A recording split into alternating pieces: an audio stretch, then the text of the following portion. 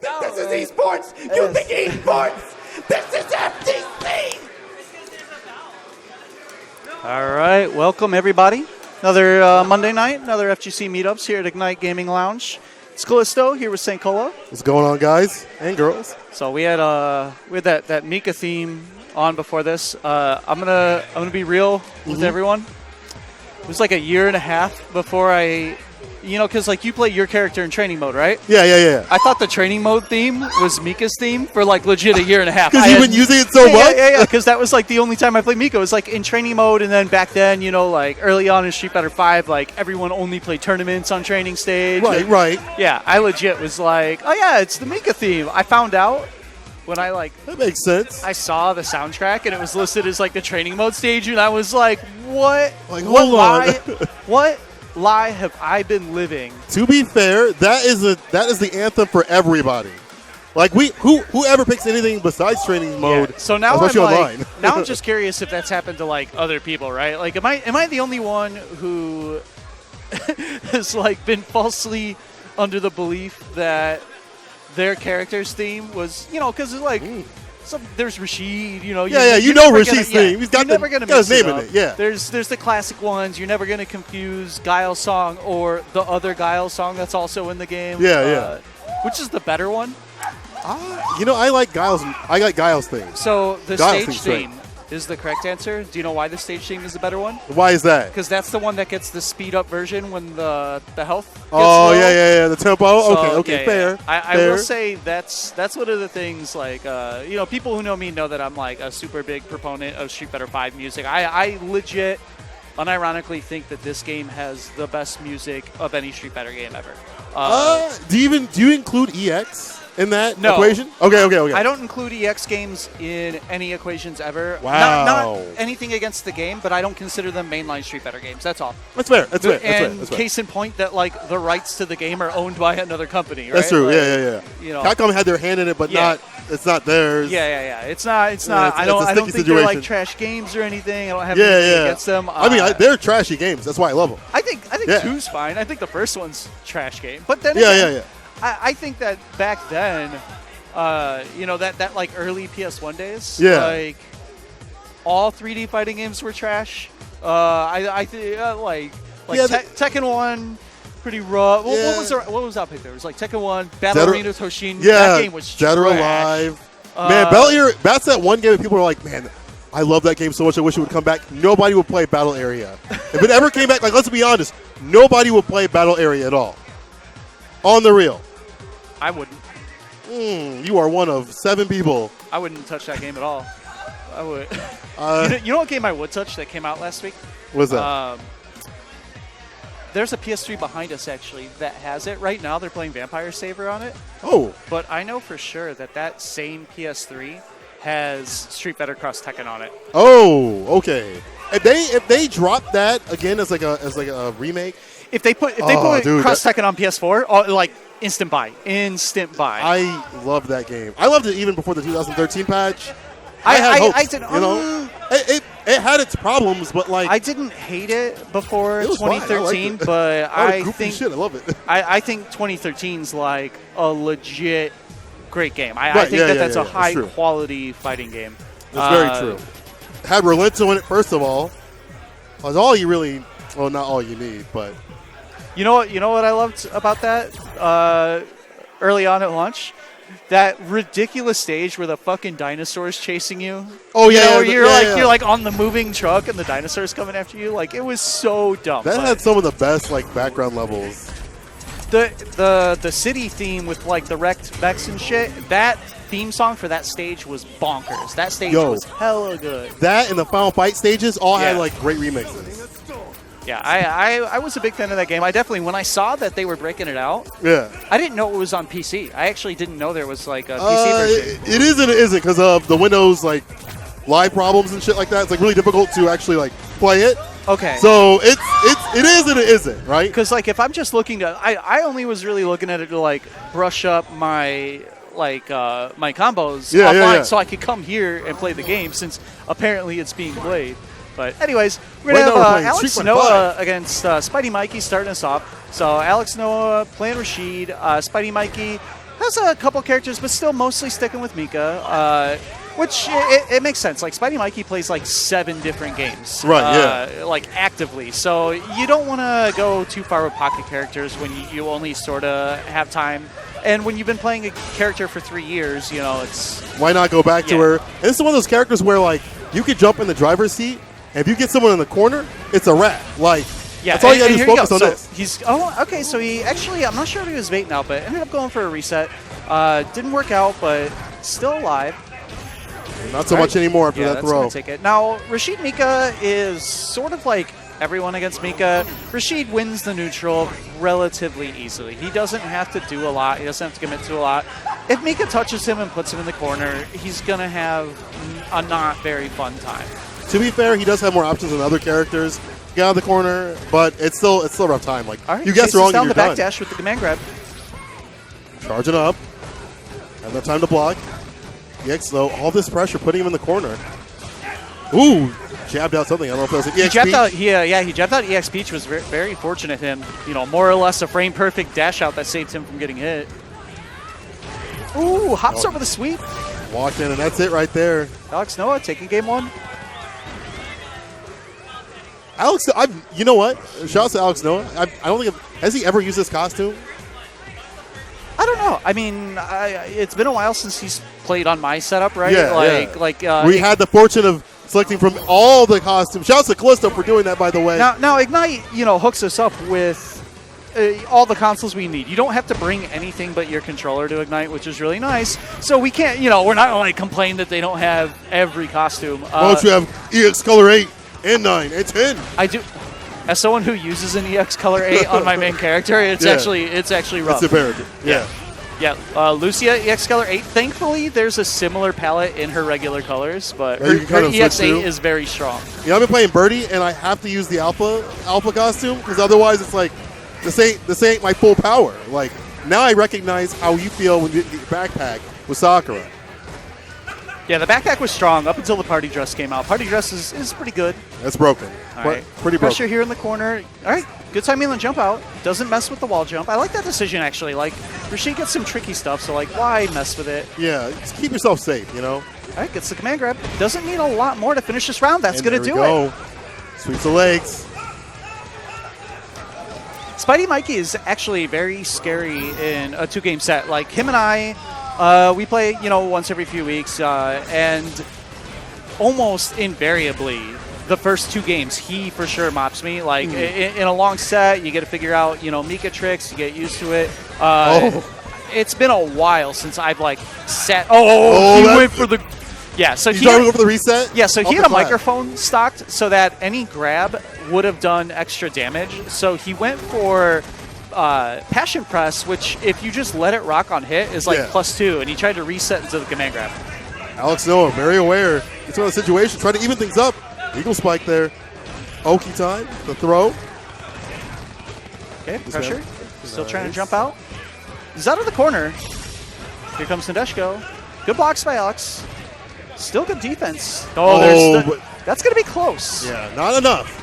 A smidge more. What's it going to be? Oh, I cannot believe he was pumping for the EX wingless. Okay. It just runs right in the feet. All right, so I think it's funny because that's exactly how Game 1 got closed out. Spidey Mikey went for the sweep, and Alex Noah did stand roundhouse over it and hopped over it and kicked him in the face. Now the reverse. Yeah, right back at you. Okay, let's see what's going to transpire for Alex Noah. I'd like to see him kind of focus more on getting out of these bad situations that he's putting himself into. Obviously, part of that last round was because Spidey Mike did drop that combo. But at the same time, Alex was making a few bad decisions. And you see now, he's doing a good job of defending the mix-ups that he's being put in, but he's not doing anything to stop getting put in the mix-ups. That was a great challenge by Spidey Mikey. So not only did he get the 3-frame, but his dial out from it was non-committal. He went straight to stand jab, and he got to on-hit, dial out to the target. Oh, that's going to be a punish. My man dialed out that on block. Are you serious? Which Armika costume is this? This is her battle costume, actually. All right, what's the mix? Ooh, the jump over! See that? Oh, all right. JVO. So this is going to be the true test for Alex Noah right now. He has Killa J. Yeah, popping off in his ear. He also doesn't have the earphones on his ear. Yes. Oh my! He's pumping him up though. He's powered up. Man's trying to be optimal here. And keep in mind, Spikey Mikey is Killa J's ride home, so Killa J's 100% in his court. Of course. He is the optimal fan right now. He's cheering hard. You don't want to take someone salty home. Like, that's not fun. Yeah, exactly. He's like, I don't want him to be mad and want to leave early. Oh. Right, looks like it might be happening. Though, yeah, staying real solid. That man, perfect. As soon as he got screened up in his ear, he said, okay, now we're playing for real. No more CFN stuff. Going for a couple gimmicks, empty roll. Oh, that beat heavy mix. Why don't I play? I'm going back to Mika. I cannot believe that beat. Oh! Look, yo! And the heavy swing. All right, let's the V reversal go.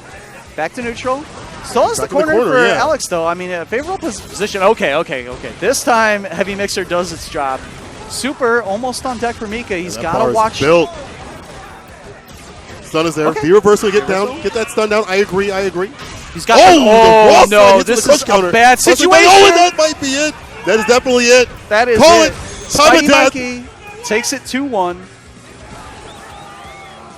Man. That was such a wild last match. Yeah. That was our first match from like two people who didn't get a bye. Yeah. Yo, that was a little wild. Mika's godlike.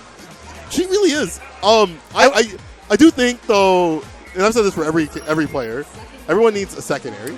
I will say really Mika is the only character I've played in this game that I never downplayed. Really? Like you knew? I said she was strong the entire time, and even when I had stopped playing her for other characters before Sagra came out, it was nothing to do with thinking she was a weak character. It was more, I think that she has to play a relatively risky playstyle, and I didn't trust myself to make those decisions correctly enough, fair, right? I was like, yeah, this character is terrifying. What do you mean by risky? Do you just mean just command grabs in general and stuff, right? I thought you meant just turn your brain off and then hope something happens. No, to me, I don't necessarily feel like I need the liability of a command grab as as one of my tools. I see what you mean. As opposed to I'm perfectly happy with a character who could just press medium punch twice in a row. That to me is exciting offense. I can press a button, B+3, press another button, and you have to actually respect the second button. That's a great character. That's funny because that's Rashid. So I mean, you could also play Rashid. Yeah. I've tried Rashid out. My biggest problem is he obviously appears very mobile. Yeah. He doesn't feel to me. He feels like driving a dump truck. He's gained mobility, is what he is. You have to. It's like a sum of his tools to get that mobility. All right, so we're gonna have Vlad, aka Shampoo, up against Pico de Guile. So we are most likely going to see Vega Guile. Speaking of mobility, a character with the fastest walk speed in the game, I believe. Or at least up there with the fastest walk speed, in addition to Cammy, I believe. Cammy, Vega, and I forgot there's one other character. Doesn't matter. He's got a good walk speed. It doesn't make up for his faults, but... Forward and back, too. That's the big thing. Now, it's something that'll kind of matter less in this matchup. One of the benefits of Vega is he's physically impossible to cross up. Mm-hmm. You just he can walk under everything. Right. That's your anti-air right there. It's just it's jogging. But you see that right there. That seems like a YOLO slide, but that is something that not only that Vega has to establish, but he has to establish it relatively early. Mm-hmm. Just the fact that you have to down back sometimes against him. Whips the grab. Gets one anyway. All right, command grab. Yep. Keep it going. With that call, he's going to do a little bit more damage. And by a little bit, I mean a lot. He's got to watch out for the flash kick. Activate. Good tech. Mm-hmm. He waited. Delay on that. Great patience from Carlos here. I mean, he waited. He was able to jump his way out of the corner, and now he has great positioning. No DP there on that jump in. He tried to bait something. Jesus. Ate a full flash kick in the face. Carlos is content to wait it out, but Flash here kick? comes the chip. Oh, no. Is that it? That's not a true block string, is it? I don't think it is. I don't think it is either because that was chip. Uh-oh. We'll let it rock. It's locals. We let it rock. Don't worry about it. Middle of the match, we let it rock. It's okay. It's okay. Oh, look at that. Just scooting walks backwards out of the pressure. Yeah, walks right out of it. Standing heavy. Look at the reach on that. Oh, mistimed to crouch medium kick. Got tossed for it. Good anti-air. That's one of the guys better anti-air. And he's got a lot. The difference in the post anti-air scenario between these two characters is huge. Like, if you anti-air Guile and he lands next to you, you have to, like, genuinely think to yourself, am I willing to risk this meaty and get flash kicked? Right, yeah. Where Vega, if you anti-air him, he's in your face, you're like, sick, I get a free mix-up. Yeah, like, now I get to go for an attempted cross-up or, I get to my pressure. Flat, though. Taking game one. Yeah, he controlled that pace very well. I like the decision to use the CA on the chip out in the first round. He's had a couple situations, too, where he's made good jumps, not in the sense that they connected for a full jump in, but he found a timing where he was able to get in and Carlos had to block, and he was able to begin meaningful pressure. Yeah. Tick throw. Ooh, okay. Gets the grab. I thought he was going to anti-air him on the other side. There's a crush counter. Stun is there. Man, my man is building. That's one of the things about Vega is that he can find the damage. It's difficult for this character to do it consistently, but he can get the damage going. It depends on his resources, too. It's hard with 1 bar. Yeah. 2 bar Vega combos, you're like, what? Yeah, you're like, excuse me? Who is this character? You post it online, and Vega players are like, he's not good. Don't let that fool you. Man, all right. So in the Sakura, there were some words in the Sakura Discord, and the end of the argument for me ended up being me saying that the opponent being bad doesn't make Sakura good, because every instance that they gave, they're like, yeah, but Sakura does damage if she lands a jump in. I'm like, she has like the second worst air normals in the game. If you land a clean jump in as Sakura, the other person messed up so badly. And people liked that line a lot of the opponent being bad does not make X good. Yeah. I was watching Snake Eyes, and he was playing Kage, and it was, oh man, you see how much damage he did off this combo? It's like, that's cool. First of all, I didn't even kill. Yeah. Second of all, he's playing Kage, and he just lost the subsequent matches. Oh, okay. There's the punish. And he has the super. That finishes up. Man, that man was quick. That's going to be it. Yeah, that was a speed run.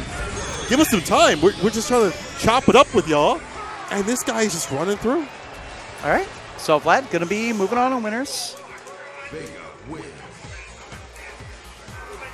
Yeah, clean 2-0 for Vlad. Quick work, yeah. So we're going to find our next match. We actually got a pretty good bracket here. I see Random High Fives is in there. Tech Bandit is in there. Just a Kid, newly Chicago minted. We gotta hit him with the the what not to wear. I'm going to go through his closet and throw that goddamn Packers jersey out that I saw him in. Oh, wait, he's a Packers fan? He has like a Packers jersey that I believe he only wore like literally once, but there was a picture of it, and I was like, nah, you can't be doing that. No. I was like, nah, you're Wisconsin now. Nah. We tried to keep our boy claimed for a while. As soon as I saw that, I was like, nah. Now he's ours officially, though. Like, now he is ours. Yeah, he's back. So officially. And it's good for everyone. More competition for him. Great player for the rest of us to have to compete with. So another person we can claim as our own. Yeah, but like he started here, right? Yeah. People don't know that. That's more the lore. importantly, I can claim that by stealing his soul for like 2.5 years in Street Fighter 4, I put this kid through the fire. Right? You were the reason why he was like, you know what? I'm going to grind out this next game so hard. It's what happened. He moved away. He moved away, and he's like, you know what? The next time I see that old ass man, I'm it. Fuck it's a wrap. And that's exactly what happened. That's canon. You can print that. That's exactly what happened. Do too much for this community. You built a monster. Man. Hopefully we'll see him in the brackets. Maybe we'll see him on stream. Maybe he'll get taken out. You never know. So I was actually going to try and bring cookies today. But they got bodied at work, man. I made some very good cookies, and they all got eaten. They all got eaten. There were no cookies left to bring, because I brought some out. I brought some out to the Tekken Monthly yesterday. People were blessed with cookies that I baked myself that were hella good. Cookies, a stream, and you're running the whole damn thing. Yeah. But that's above and beyond. That's 100 and cookie percent. Cookie percent? Oh, my God. These guys. You're lucky that you do so much that I can't. Yeah, no, you got to let that rock. I got to let that one rock. Stream, you got to let that one rock, too. It's all right. He deserved that. Somebody get up and fix my camera. I can't. Is it on there? What? No, you see that? They're like, they keep scooching. Yeah. Why are they scooching so far off?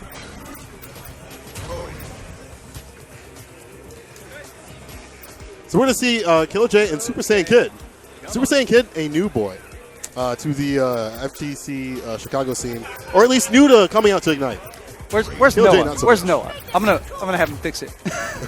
Flag him down. That's the only downside to the space we have to stream in here is I can't physically reach my cameras when something like this. You need happens. like a broom. Yeah, or something. that was exactly my solution. I was like, I could bring a broom. And just gonna nudge that sucker over a little bit. You'd be fine. Yeah. You'd be good. Chase out the birdie players like Showtime with the Apollo. Just.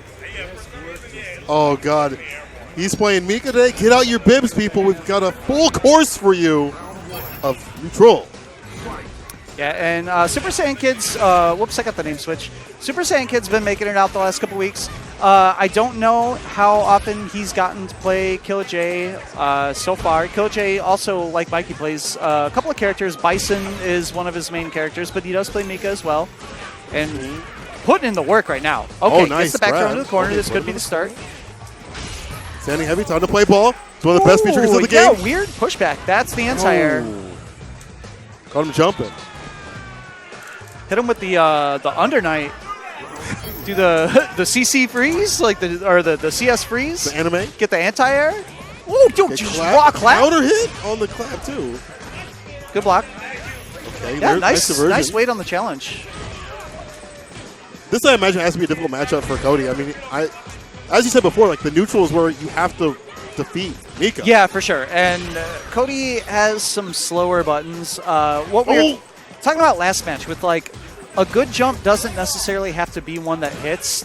As long as you put them into block stun point blank, that can do a lot for a lot of characters. If Mika is next to you and you're a block stun, there you go. Oh, okay. Man, you need to get in there to get that stuff started. But he could not even with that V-trigger popped. To make Cody a complete character. Hold on. I need to stare at Killer J so he knows he should have finished that combo. Hey, John. Why don't you finish that combo? Why did you finish that combo? You know better than that. So I don't know. Okay. So I don't know.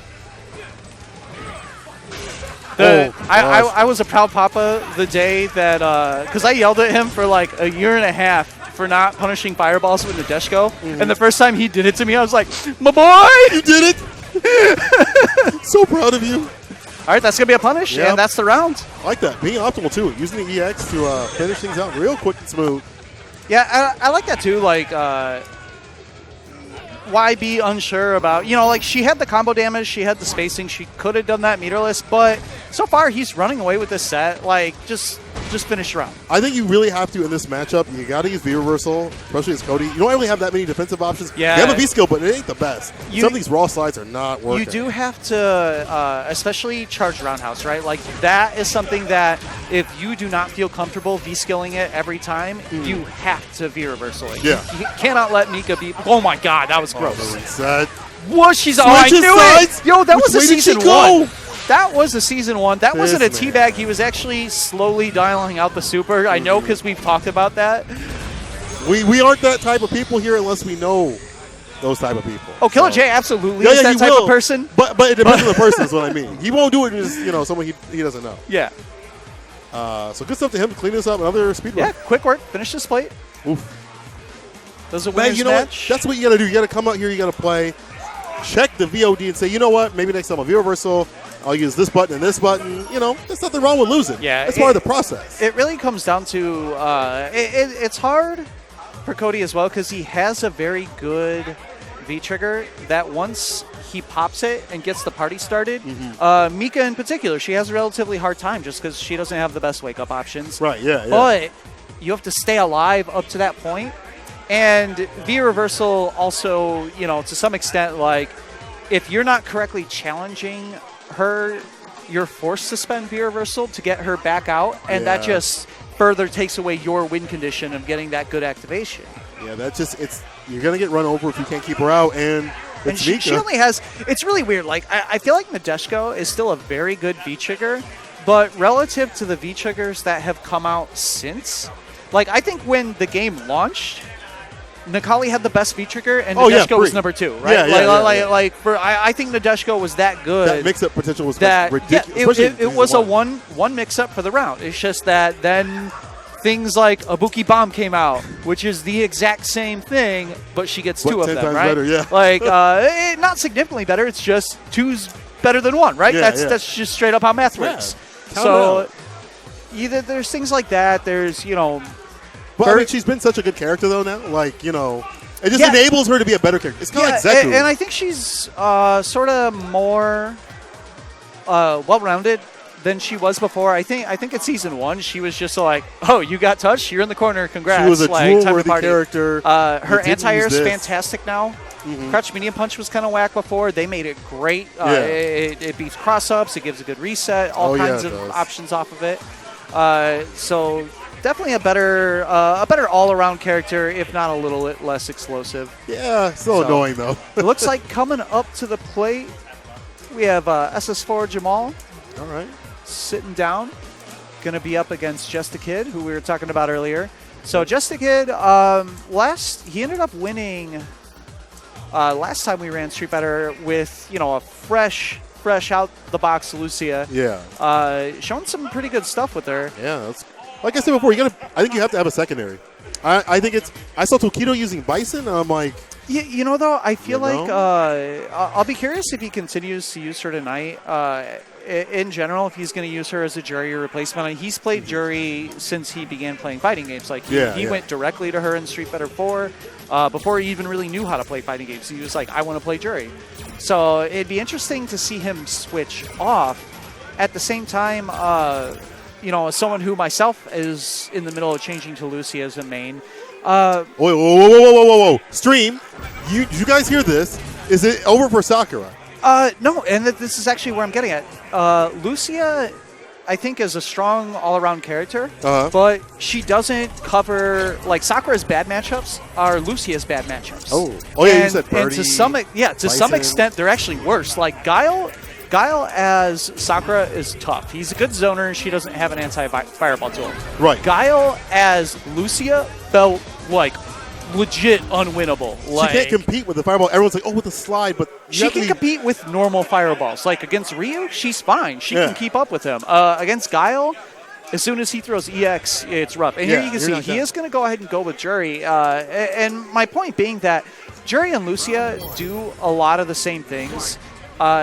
It is up in the air currently if Lucia does any of those things significantly stronger. So why not just play a character that you're more familiar with? That's true, And I think in general, like familiarity with your main character will do more to overcome a bad matchup than counterpicking with a character who you're not as sufficient with. And it takes a while to learn these characters too. Like this isn't an overnight thing, especially if you want to be really competitive. It takes a while. It takes a while. All right, stocking up. EX gets tagged, through. yeah. Ooh, I think a little bit too active. Yeah, he did get counter hit. I don't know what he was trying to react with. Maybe he was trying to DP it on reaction, but going to get the back throw. Not quite enough. There we go.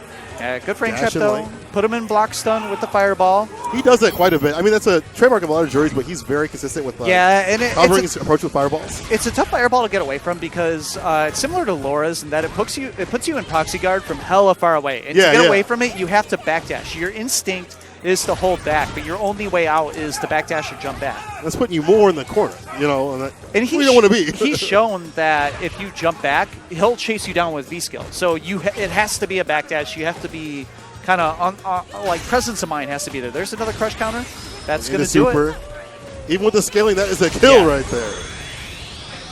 Jury's, her super's weird. Like, I feel like it doesn't do a ton, but it does more than it seems like it's going to. It's hard to describe. It either you think it's going to kill and it doesn't, or vice versa. So it's weird. Right, stocking up immediately. Has the range for it. Dashes out. Nice air kunai. Good angle of approach. Good anti-air. Jamal with a much better start so far this round. Gets the counter hit, but no confirm. But doesn't confirm into much, though. Crush counter. DP going to stock up. Oh, see the chase down. I, to this day, have no idea if that point-blank light pinwheel is safe. I just let it go because I've been hit too many times challenging. I feel like that's like some of Birdie stuff where like it hits you and you're like, I don't want to. So I get hit with like a standing medium. All right, great timing, finding the jump in. Activating the V-trigger. What's the mix? Good jump out. Oh! Ooh, there's a crush counter though. Gets the Rida. Go for the great health and the stun. Jamal with a much better looking round, but gets caught with the jump in.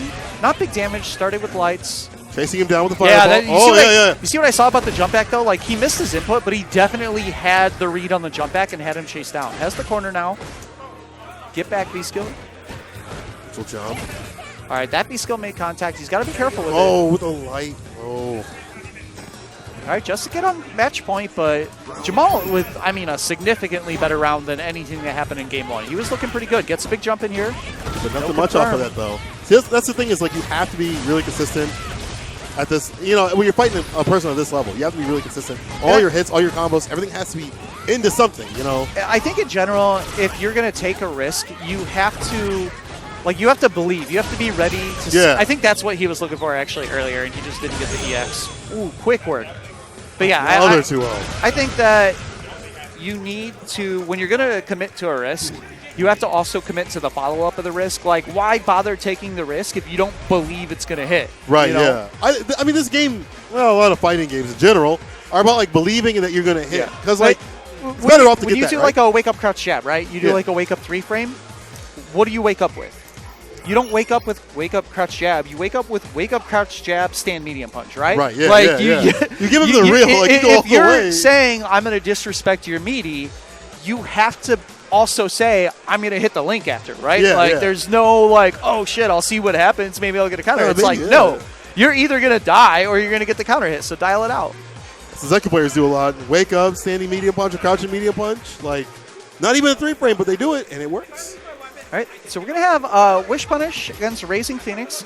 Newer player I'm not as familiar with. I know he's been out the last couple weeks, but I haven't really seen him play a whole lot.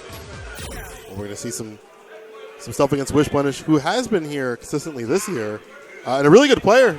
I mean, he's a really good calling player, has a Falk, and I think he's working on a Poison. Yep. He's going to replace the Falk, which a lot of people are. Like, it's funny that Poison has become what people wanted Falk to be. There's still things that Falk does differently, but like people are like, wait, this is what I wanted. Yeah, here we go. And that range play, that's what I wanted. I think Falk and Ed are actually really good. Like, they're not super powerful because they can't be, right? You can't give someone extremely good tools with half the execution of you press other characters. You're pressing buttons just for DPs. But one, there's 2 characters in the game that are much more accessible than the rest of the cast, and that's great for a ton of reasons. Yeah. You know, just giving someone a character that if, you know, quarter circle inputs or DP inputs or whatever, for whatever reason, for inexperience, for disability, if that is a barrier to accessibility into a game where, like, let's be real, nobody's doing anything hard in Street Fighter V, right? Like, combos aren't significant. There's person-to-person interactions that are hard, but executionally, even the big combos aren't, like, hard stuff. Kareem combos... you know, with a bit of practice, anyone can do them reliably, and they're the closest thing to hard stuff in the game. Right. Same with Monot stuff, but yeah. All right, so he's actually going with Colleen, going with his old main. We have a Ryu player. Okay. Yeah, unsure if there is something specific that he does not like about the Ryu matchup, or if he's just still not quite feeling that Poison's tournament ready. I feel like it's just Ryu's dashes being so fast, and like how most Ryu players play so aggressively is like, if I'm still playing, play Poison right now, I don't know if I want to deal with that right now. Yeah, you know? if you want to dash right is around start. Not saying that this guy does, but you know, yeah, it's you don't want to have just that. You'll be conditioned if you've played against enough Ryu players, right? Like that is just kind of you're looking for the dash stand medium punch dash throw mix up, right? Right. Yeah, let Colleen work. She does do not so well against Fireball characters until she gets V-Trigger. But you gotta understand, like, I bet Wish Punish is more adaptable to stuffs deal out with the EX this Fireball. kind of That's gonna. Wow, he is actually stuffing every fireball. Oh, that didn't combo. Oh, no, he mistimed his... I think a lot of people forget that she can take another air action on the way down after doing Icicle. Oh, yeah. You can't just... It's not a pop fly. You can't just like stand there and catch her with your anti-air of choice on the way down. You have to also respect that air normal. You have to DP her. You have to do an early anti-air. Right, yeah, something heavy. And my man shook his head. He realized that fact too. It reminds me of Chi, yeah, with the V skill. All right, that was a quick round. Let's see if this man can pull it back. I mean, this is the match where like the fireballs do help out quite a bit. You have to do more. There's got to be more. Which Punish is like in that phase, not allowing that to happen. Yeah, and Ryu, to some extent now, has a slightly more complex fireball game than he did. They actually, they give him the same change they gave him in Ultra towards the end of Street Fighter 4, where his 3 fireballs are actually significantly different speeds. It's not just, it's a more stark difference between light being very slow and heavy being very fast. Right, yeah. And you have to put them together. You can't just always chuck the same fireball. Switch things up. Out of range for any big punish. Yeah, I reversal. mean, had to. If right there, when Raising Phoenix didn't show the punish on the first hands, he didn't even attempt the stand light kick. Yeah, do it again, right? Yeah. Right. If he's gonna let you do light hands in your face and just collect the chip, then let it rock. Let it rock.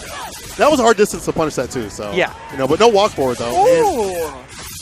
He basically on a wake up. I think he got a EX Fireball when he wanted DP there. Good tech. Gets the throw anyway. Thrown. This isn't going to be quite enough. Is he going to spend a bar for the knockdown? Yeah. Air throw? No. Going to take the air reset. Just goes for the throw for the perfect off the back throw. Push punish, quick work, move it on in winners. This has been that's been the tail of this local right now. Just quick work. Yeah, and 2-0s. Most of the people who we've seen so far tonight were actually on a bye, waiting in the second round of the tournament, and you can see why, right? Like that seeding was not accidental for the most part. That's why we're seeing some quick work. It's someone who made it out of their first round match, but then immediately had to fight one of the better players in the scene. So push punish. Staying in winners, he's going to go on to fight Vlad, a.k.a. Shampoo, who was on earlier. For the rest of winners, it looks like we have Zach in a box against Killa J, Tech Bandit against Random High Fives, and Just the Kid against Spidey Mikey. Oh, okay. So let's see if we can figure out... catch some people for some nice 345 action. Thank you, everybody, for coming to watch Ignite Monday stream. Appreciate y'all. Trying to find some matches, as he just said. This man's TOing at the same time. I mean, it's a local, right? You got to do all of it. Yeah. It's all included. That's what happens. Everyone, it's a family effort. It's a village to take care of a village. Yeah, for sure. I mean, Jolly Phobic's over there. He's running the other 2 brackets when, he's more or less just chilling tonight, right? Like, he didn't have to take on any work, but it's important to not just show up to your locals, but to contribute to them. There's a lot more to being a member of your local community than showing up and playing. That's very true. There's a lot of stuff you can do. You can help organize. You can bring setups. You can give people rides. That's a big, especially in the city. That's a big one. People don't understand that. Or even like when you come here, like teach other people how to play the game. Yeah. Like, but it helps so much. Anything you could do all contributes. It makes the scene grow bigger. Once your local scene grows, everything else grows. Yeah, I think a lot of people don't count as heavy the importance of not just improving yourself as a player, but improving those around you, because you're always going to plateau solo. Yeah. The only way you're going to improve in a closed ecosystem like a medium-sized local community is if the people who you can beat, you keep training them until they're able to beat you, so that then you need to readjust and beat them. Yeah. You always want to stay hungry. And the best way to stay hungry, have other people around you who are hungry too. All right, so Zach also sticking with Colleen. He's like myself. He's been playing Lucia, but I'm not going to go with her so far tonight. Yeah, last week or the week before last week was like the week everyone was trying out the DLC characters. Everyone was trying to see where things fit. I feel bad. I feel bad because I like I overachieved last week because everyone was playing new characters. But now when I'm one of the people playing new characters, I'm just getting murdered because everyone's playing their main. Like, they're like, I don't want to watch anymore. My weeks were flipped. You did pretty well last week, or the week before last week, though. Last time we had brackets, you got like 6, wasn't it? Yeah, I got 5th because I labbed the abort. All I did, I didn't have a lot of time with any of the new characters, so I specifically went to each character and said, okay, what's -4? Right, yeah. And I was like, all right, I'm going to stand light kick that. Like, that was all I did. I was like, if I see it, I'm going to punish it, and I didn't learn anything else. Sometimes you just got to keep it simple, you know? Nothing wrong with not trying to do like a million things. The slide under the back throw. So he baited out the back throw, but he didn't come down with a cross-up button. All right, got to do that against he's actually. Oh, that was almost a punish. Right out of range for that throw. Standing heavy. That should be the round. Yep. And a lot of Bison players would typically regard this matchup as a bad matchup. She can kind of stuff down a lot of his nutty stuff with the threat of a counter. But Zach isn't the type of player to use a counter too much, though. You definitely can't autopilot his block strings that he normally could. Normally he gets these, 22-minute Dragon Ball FighterZ block strings. As you got to wait all that way with all the chip damage. And here's another weakness of Bison. You got to keep the pressure on him.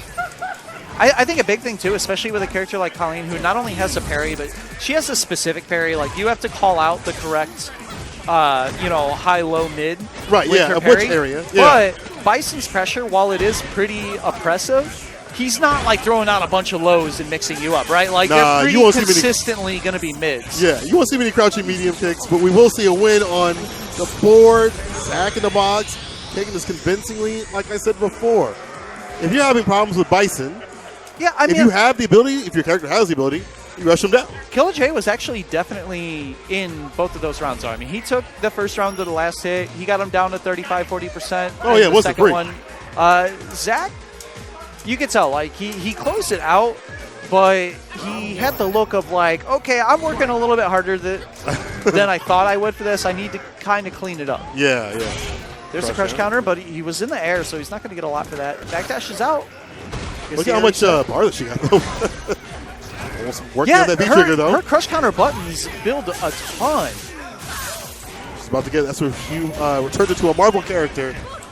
Dash up. Oh, my God. The crush counter sweep. A big conversion up there, though. That could have been stunned, but anti-air jabs. This is really dangerous because she has this. Yeah, that's going to be the round. So Zach is a big proponent of popping V-Trigger 2 and staying. He uses V-Trigger 2 more as an install than as like yes, you can approach and get good mix-up with the dashes that she gets from it. But if you just sit with it active, it buffs all of her punches, and her stand Pierce is like an infallible anti-air at that point. Like you cannot jump on that button.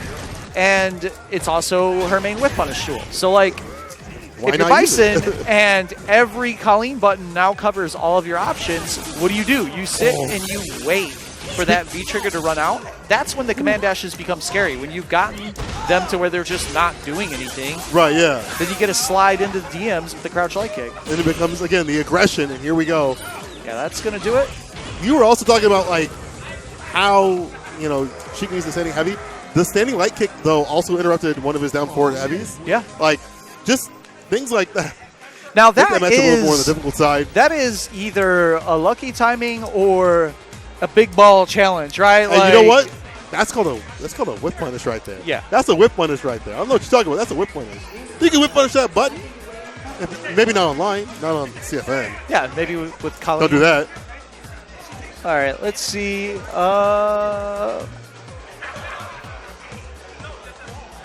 Tech, Marcus!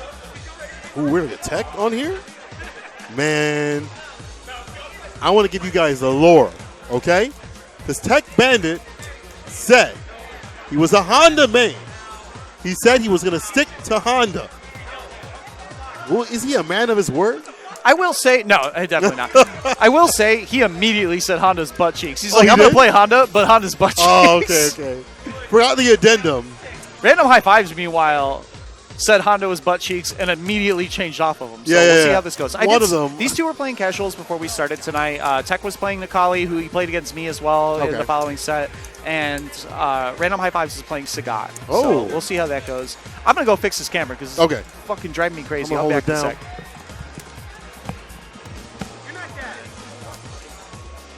I really hope we see some Sagat. Sagat, that's the sauce right there. But I do hope we see some Honda.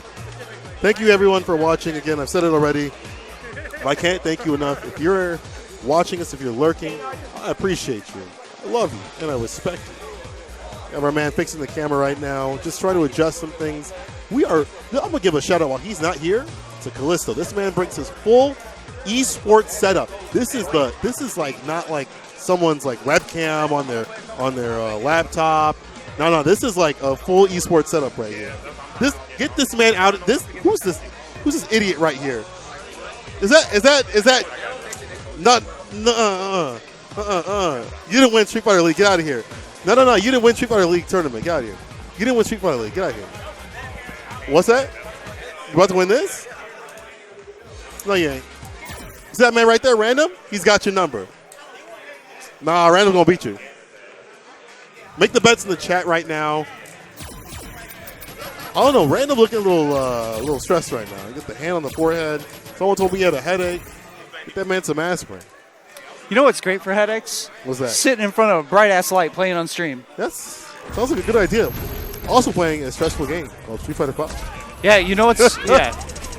Hey, but I have an idea how he got a headache, because I coincidentally also had a headache when I came to the stream. Oh, okay. You know, they might have had something to do with it. I hope Tech the Bandit doesn't have that. Okay. Oh, wait. I'm so sorry. Marcus is going with Honda. He's going with Honda. I was going to say Tech Bandit with the Honda, but then I saw the Kali pop up on the screen. And Tech Bandit, who's shown over the last, 3 years, I mean, he's shown up and played 15 different characters in tournament, and he's won with a lot of them. That's crazy. But he's, over time, gravitated back to Nikali, who, some people might think is maybe a little... The biggest complaint about Nikali is always that he's boring, right? It's never that he's bad. It's just he's very linear. He doesn't have a ton of wacky stuff, but he just has all the tools. This character has a DP. He's got a fireball. Yeah, I mean, one of the best V-triggers in the game. He has spacing tools. He has great buttons. He has a great crush counter. Just so much that is still very solid about him, to the point where it's actually very curious that you don't see him played more often, because he, realistically, yes, Akuma is super, super good. Yeah. And maybe has better methods of approach when he's in V-Trigger, but for the most part, Nikali can do all the same stuff while also having a command grab. I mean, it's kind of crazy, but, like you said, if he's boring, he's boring. Yeah. You can't do much about boring, right? And speaking of boring, this has been somewhat of a lame play by Tech Bandit. Okay, finds the medium kick. Yeah, I mean, when you're playing as Honda, I feel like Honda is in the Sagat zone right now, where straight mid. You think? No, not had nothing to do with actual tiers. Oh, okay. More that they made him as a very faithful recreation of Honda, right? He's exactly how Honda is supposed to be. They did a great job making E-Honda in Street Fighter 5. He's very good at Honda things. Yeah. But I'm not sure if Honda things are good in Street Fighter 5. He does play kind of a lame game. When he has a life lead, he's one of the first characters in Street Fighter 5 where it feels like he can actually turtle you to win. This V-Trigger is insane. He has... There we go. That's the difference between him and Sagat. Yeah. Is that V-Trigger. It's he can Street Fighter 5 you at least. He does have that tendency a lot more than Sagat instantly, I mean, he came out with a V-Trigger that normally people have to figure out how to use a V-Trigger, right? V-Trigger 2 was instantly obvious that it was one of the best in the game. Yeah. It is full screen, guaranteed corner, hard knockdown Oki off any hit. And you gotta gas and you get it twice. And it's a straight up command grab. You can just do it. 2 bars. 2 bars. And it's 2 bars. It's 2 bars. If you can be reversal at some point, you can. And he has extra health, so you can get it twice in a round. It is an amazing V-Trigger. But did not matter this match, though. Necalli still. Yeah, Necalli just did Necalli things, though. The command grabs, things like that are difficult for that character to deal with. He has the EX headbutt, but it's frame 3 armor, so not a real reversal. Yeah, and how I mentioned that Honda is so good when he has a life lead, you still have to get that life lead, right? Yeah. You still have to retain it, too. And it's difficult against a character like this. That headbutt's going to land, going to have a slight lead. There you see it. Backing up, resetting the spacing. Trying to use the stop sign. This is going to be a big jump in. That's one of Necalli's best trademarks is his jump in buttons are really good. They got such great angles on them. And this is rough in the corner. Honda not with a lot of great get off me options. EX headbutt does have a hit of armor, but it's not until frame 3. It's turbo punishable. And against a command grab character like this, like, not a good idea. Yeah, that's a good point because I don't believe it's airborne. I think it's still grounded. Yeah. At least during the startup. Again, this is kind of funny because this has been lane play from both characters. Like, you don't see Tech Bandit dashing around a lot. He's very content to just kind of sit back, find his hits. I mean, especially right now, the worst thing that could happen to him is he runs into a crouch jab into hands into V-trigger, and he's put in the corner with Oki, right? Right. Like, not the worst thing, you know? Oh, but here we go. I'm actually surprised he spent. Oh, whipped Ocha throw. I'm actually kind of surprised that he spent that V-trigger too, only because EX hands on its own actually gives pretty good pressure afterwards. Let's see if Random can make some adjustments. I mean, it's difficult. I like to see more hands pressure, you know? Wow. You got to keep it on. All right. I've actually seen, I'm not sure what his preferred method of inputting, if he just tries to straight mash. I think that is what he's doing instead of piano, but there have been a couple instances where it looked like he was trying to go into hands and kind of missed it. Yeah, you got to be consistent with that. This is actually kind of funny. We're talking about execution. This is one of the characters that actually takes a little bit more execution than the other one. Oh, yeah. Also, if you played Street Fighter 4 Honda, the timing, because it's 4 button presses instead of 5 to get hands, it's technically easier, but it comes out earlier. It's harder to get the strength that you want because you do want specific hands for certain things. You generally want medium as your, like, you know, combo tool into V-trigger and whatnot. That light headbutt, no punish because you can't because it's -4, but very difficult for characters to punish. But this is going to do a chunk. Not enough to kill. Let's see. No. Berserker Barrage, not enough. Just needs one more hit. Oh, instant overhead. Just a jump. Tech Bandit keeping things solid. Rocking the noggin. Another 2-0. Put it. Is that the curse of tonight? What we mentioned about, you know, the relatively boring character of Necalli, but you saw that he didn't have to do anything wild, right? Like, he out-solided a character whose existence is just being solid. So, good stuff to Tech Bandit. Let's see. It looks like they're running some losers matches, so let's get our other winners here. Mikey, David.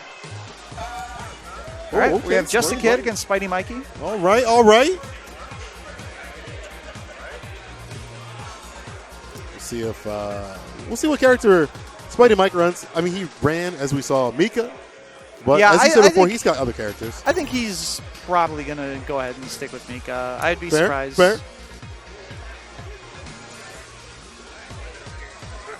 Mika against Jury, too, is like not how we mentioned earlier about how, like, plenty of characters pretty handily beat Mika in neutral, but as long as she can get rolling, a lot of that becomes irrelevant. It's about the same for Jury. Like, she can do a really good job keeping Mika away. She has solid anti-airs. She's relatively decent pokes. But, you know, Mika just has to get in once, bait one DP, and the round's, you know, before you know it, the round's over. Yeah, look, your health bar, it's gone. You had to flip a coin and you messed up. Why are you looking over here? Jessica looking over here like he's good, like he's going to get something. Keep looking over here. We're going to fix the score. Big old 0. Just because you're on Street Fighter League don't mean nothing. It don't mean nothing at all. We'll unclaim you. Yeah, I mean, we have the power. I mean, the team of me, you, and nobody won just as much of Street Fighter League as he did. You know, that's true. You know, if I was on there, make something happen. Who are they going to ban? Who are they going to ban with me? I run everybody.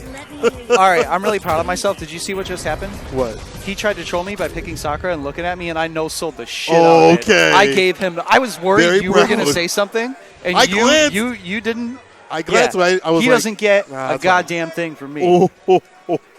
Thank God. He thinks he has a soccer. Probably doesn't.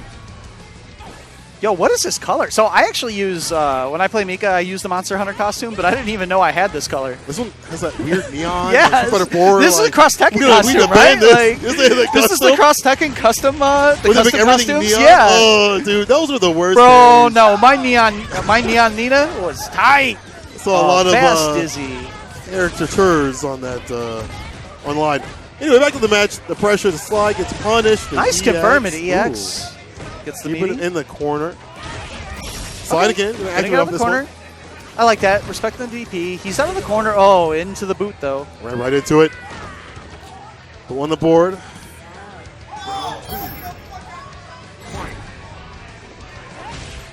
Okay, trade the jump in. No big deal, but here's the throw. Put it close to the corner. Gets the meaty. Okay, that's a punish. Side switches, too. You know, maybe could have got a little bit more damage, but, you know, spacing is so important and so key in this game that stay out of the corner. You don't want to be in the corner against Mika? Oh, absolutely. I would give up, like, this is definitely one of those, you know, you got to decide the cost, but I would give up 100 damage to get out of the corner against Mika if it wasn't going to kill, for sure. Yeah. Oh, fortunate trade. Yeah. 8 through that Ink Speech. They're stunned already. All right, just lets the Super Rock. All the way through. Okay, plate finish. Game 1, going to Justikid. On our way to, you know, seemingly another one of these 2-0s. This is nice. I'm going to get out in time to play some games if we keep doing this. This actually might be real quick. If you're watching, you might have a quick night, too. Making it. Yeah, I'm getting everyone to bed early tonight. Let's go. I mean, I always want to see more Street Fighter 5, but at the same time, seeing some blow-ups happen is mad fun. Oh, no, he didn't get the stand leg kick. So jump doesn't get blown up. Right. Okay, here comes the mixes. Side switch. Whoa, all right. Stuff's getting... Oh, he did the crouch medium punch a little too late. And actually made him win on the other side there. Whoa, okay, nice challenge. Oh, here we go. There's a challenge on the command grab. All right, Mikey's got a block here. Oh, he's going to get DP'd, yep. I like that, actually. Stayed on the ground, messed up the timing. Yeah, just delay. You don't want to take too much damage. Took the risk. That should be the round. And that's Mika life, right? Like, if he gets that was EX Typhoon. If he lands that, he wins the round. Yeah, you know, live by the sword, you die by the sword. You don't have a choice. That's sort of what I was talking about earlier, right? Where I think Mika's a very strong character. I'm just not about that life anymore. Yeah, not trying to flip those coins. That's funny because G's kind of like that too. It's just sometimes you just blow right past your opposition, and sometimes you just don't. Like, you have a command grab and you're eating a ton of damage, and you're not activating V-Trigger at all. All right, EX Brimstone. This is a hard knockdown. So I think a lot of people don't realize that EX Brimstone is one of very few, like, not only is it like a normal, you know how a normal throw you can't back tech. You can only quick rise or no rise. Right, yeah. EX Brimstone for Mika actually doesn't even allow you to quick rise. It always has the same knockdown timing no matter what. Oh, shoot. Easy time stuff in, super? but yep, doesn't matter because he goes in the super again. Goes in things out, and he's already up and off his seat. All right, that was winner's side, though. Mikey not out of it yet. Yeah, still can make his run. On the loser's side of the bracket. Still can make a run. Look at real quick, man. These guys Wish are Punish. Violent. Good community citizen already there, ready to go. That's what I like to see. They don't have to hunt him down. Who's his match, though? It's Wish Punish against Vlad. Oh, he said no right now. Oh. There we go. Was he, like, behind the pillar? Did he hit me with the Bugs Bunny? What was that? Like, he, like ripped off, like, the reality sheet. He's, like, behind the thing back there, the counter back there or something. So we're going to see some Vega versus possibly Colleen or maybe Poison. But probably Colleen and Vega. Yeah, I mean, I figure at this point, right, you're already, this is to get into the winner's side of top 8. Mm-hmm. I think if he was going to play Poison, he would have done it earlier when he had a less experienced opponent. Yeah, and also to warm up too, But he said no, we're running that calling, we're running that good stuff. As the man set the buttons. Let me just say real quick. Please set your stuff. Please set your stuff. Like, what was there one? You ever set your buttons wrong and lost? Yes. That's why. I lost the Street Fighter 4 one time because I set 2 roundhouses and no fierce. Oh, no. And but you have 2 roundhouses. I was so... Oh, just in general. Yeah. So I was so embarrassed. Or I think I accidentally set my heavy punch to like 3 kicks or whatever. Oh, okay. So I was so embarrassed that I just like acted like the dude bodied me. I was like, oh, you smoked me. Like, wow, you're so good. I would rather admit to being bad at fighting games than admit to being too stupid to set my buttons correctly when we went through the whole thing of setting buttons. That happened on an online tournament a few weeks ago. Oh, online's scary because you can't just fix it. You know? You mess up his buttons. And especially think about for me, I have 100 people playing on my PS4. Who knows what kind of buttons they're set to, what kind of pads are on it. Speaking of who didn't unrelinquish their pad from the system, that's another thing, please. Desync your pads. I know. You can't do that by yourself. Before you have the other person come in, work with them to desync.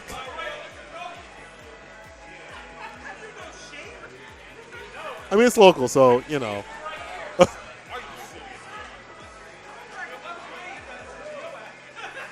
Vlad, very upset. JBO getting the executions, or the accusations, rather. Well, this is about to be a court case up in here. Whose pad is up here? Please desync your pads. Work with the next person that you're going to play with. I know not. I don't think like the people who have the pads.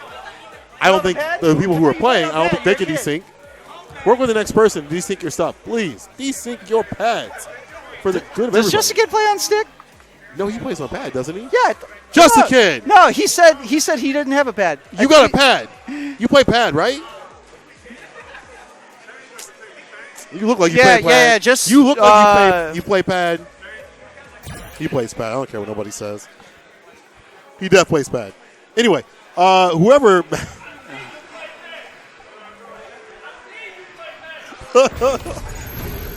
Killer J going in on the accusations that this man. It's like a whodunit of. It was just a kid in the library with the DualShock 4. That's my answer. I think it actually might be. You know what? I want to think. I at least, if I was a smart person, I would ask for Sony to add a thing where you could desync all Bluetooth devices with one button. But I'm not a smart person. I'm a petty person. Yeah. When you have a pad, I want there to be a way where you go in and you assign your name to your pad. I want it to say whose pad is synced. So when it comes up, we know exactly. Because I don't want to prevent, I want to punish. But that actually happened last time at Red Bull, or 2 years ago. I faced Rob TV. That'd be dope, right? Like if you could put it like have the name tied to the pad, so everyone just turns around and looks at you. Yeah. And then I would be the sleeper agent who would also name my pad that, and then walk in and hit the button. Okay. Get my opponent DQ'd. That is the next level tech for something that will never absolutely happen. Sony would never give us the pleasure. Yeah, that good spicing on light hands again. Right, the right distance. Ooh. Nice air to air. Yeah, it's actually a great way to deal with that. Good punish on that V reversal too. Goes him back in the corner. Getting heavy. Oh, whiffs it. Oh, nice response to the whiff roundhouse, despite whiff roundhouse for Vega being +3 on whiff. Yeah, still his turn somehow. All right, gets the slide. Good anti-air. I like the initial jump back with that too. Just to avoid any throws that were coming his way. All right. This is a rough situation for Vlad. He has to block something in order to get... Oh, no, he's going to try the super. Oh, that was not the best part, but doesn't matter. Yeah. At least he got a little bit of that meter back on the way out. Oh, yeah. He was put in a rough situation where, if he blocked a bunch, he was going to get chipped out, but he had to block something to get the last bit of meter he needed for another V-trigger. Yeah. Crush counter? So lose there. Okay, there's the parry. We're talking about calling players that use parry. I think Wishpunish uses it a little bit more than other calling players that we definitely have. He's not afraid to use V-skill, and I mean, you do get a chunk of V-meter for it, and typically... Colleen's like overarching game plan is to get V-Trigger before the other person. She's such a strong character, and if you can burn her V-Trigger early with enough life to get another one, that's such a big difference in a round. Always good angle for the V-Trigger system. Catches him with the meaty on the landing. A little bit more. Chases him down. Don't press the button after V-reversal, my friend. That's always been a thing, you know, Vega players will test you with. Pressing a button after the V-reversal, because it has this weird timing for the landing. Yeah, and if you commit to a high recovery move, they can punish that, right? Like, Like if you commit to hands and they V-reversal, he can probably come back in and hit you for it. All right, gets the grab. Which punish too aware. Little too slow in the reaction to punish. Oh, pressing something there. Another one again. This sun is building. So is a V-Trigger bar. Overhead. All right. He has a bar. Is he going to spend it? Yeah, there it is. That should be it. Azuna drop. Is it an Azuna drop? He's not a ninja and he's from Spain. Can we call it an Azuna drop? You know, it's one of those weird things where it's like he's a you know like how bubbling white wine can't be champagne if it's not made in that region of France, right? But it still has like the same taste, though. Yeah. It doesn't, you know, then it's just a sparkling wine. Yeah. So, my man putting the time. Give it to him. Looks like he's getting this EX right here. Waits for the dropout and then gets a throw. Oh, no. And just on the distance, the V-reversal making that time to go off. He's not out. Actually, this life lead, he was getting mauled in the corner, and this life is relatively even, and he's sitting on super. If he gets a hit, he can actually finish this. Trade? Yeah, that's actually a fortunate trade for Vlad here. Yeah, not bad. Because now you definitely finish this. This is no question about that's it. Oh, super. But closes out anyway. I don't know if that was either greed, an input error, or we're both wrong and he can't actually link super there, even though I'm like pretty sure he can. But it worked out. He got out of the round. I'll have to check that later. Well, hey, as long as it works, right? You know. Who knows anything about Vega? I don't know how Vega works. Why would I? You know, I do have a Google document. It's funny because one of my bigger Google documents that I have about characters that has a lot of information is for Vega. But the thing is, I rarely ever read it because I don't get to see many Vega players. Yeah. So I have not that much of a reason to study So it. wish punishment to character selector. Are we going to see a poison here? Or is he just taking a breather? Switching costumes. He needs a power-up. That's what he needs. Uh-oh. You might be in trouble now, friend. Now, you made this man switch his costume. This could be a power-up because this is his costume. This is the one he traditionally uses. Mm-hmm. His costume's whack. Compared to Ada, right? You know, like, come on. I agree, but, you know, when it's your costume, it's your costume. Some people like Fat Birdie. Some people like Battle Damage Bison for some stupid-ass reason. But this man, he likes his Splinter Cell Colleen. That's wild. When Bison has the leopard spot cloak, how are you not going to pick that? Because you got the classic one now with the cape. Yo, the cape, mad good. Like, if I still played Bison, like, ooh. Not anymore. Days are over. Nice activation off the sweep. The X hands. Take her to the corner with it. If you had to pick a character just based on costume, what would you pick? Based on costume? Oh, man, that's difficult. There's a lot of costumes I like. Oh, man. It might be Birdie, to be honest. That Alpha costume is so good. It's so on point. Like, if I'm really thinking about it, like, it's got to be there. It's got to be Birdie. I think I'm torn on. Is that get him? No. Not a punch. Not active enough. I really like the Rashid Cricket uniform. Oh, really? I think that costume is hella good. Really? He just looks good in it, and it's I don't know. It's just, that one. And Sagat from down the block. Oh, yeah. I forgot about that one. That is a Kimbo strong. Sagat? Yeah, that is a strong costume. That's a powerful-ass costume. That's when you really want to work, right? Like, damn. That was a good-ass costume. I should have said that. Actually, that one should have been my answer, but, you know, Birdie's costume really good, too. Yeah, if I knew nothing about mechanics, and because that's how I got into Street Fighter to begin with. I saw the Sakura, the black and red sundress in 4, like, I was like, I'm going to play that game. Cool. She was good. She's fighting in flip-flops. Let's go. She's taking out the trash. Wants to body somebody right after that. I have no idea if that roll was on purpose, but it hit. To go over there? Oh, what? That's still anti... Yo, this character... Get her out of here. Get her off my screen. I don't want to see this anymore. She's just good. She just does a lot of things. You know, I'm not into this whole good characters thing. You know, you should be, because that's how you should be playing a fighting game. In my opinion, I enjoy a game where I can annoy people and have a powerful character at the same time. I don't necessarily even care if my character's strong. I want to feel like I'm doing cool stuff. Like I'm doing cool stuff when I get that W. And when someone is like, I don't want to play you anymore. That's a large reason why I like kind of combo games. You know, as a style of game, because you spend more time. I would rather have a long-ass combo that did low damage than to have a short combo that did good damage. Just to show that you can. Yeah. Makes sense. This is cool. That makes sense. Sack in a box against Tech Bandit sitting down. These two play a lot. On and offline, we see them quite a bit, usually in our top fours. Yeah. This is actually now some of it's just the depth of the bracket that we have tonight, but this is relatively early for them to run into each other. First round, this is going to be winners semis. First winners round of top 8. Okay. See what Tech does if he's going to use that the collar that we just saw.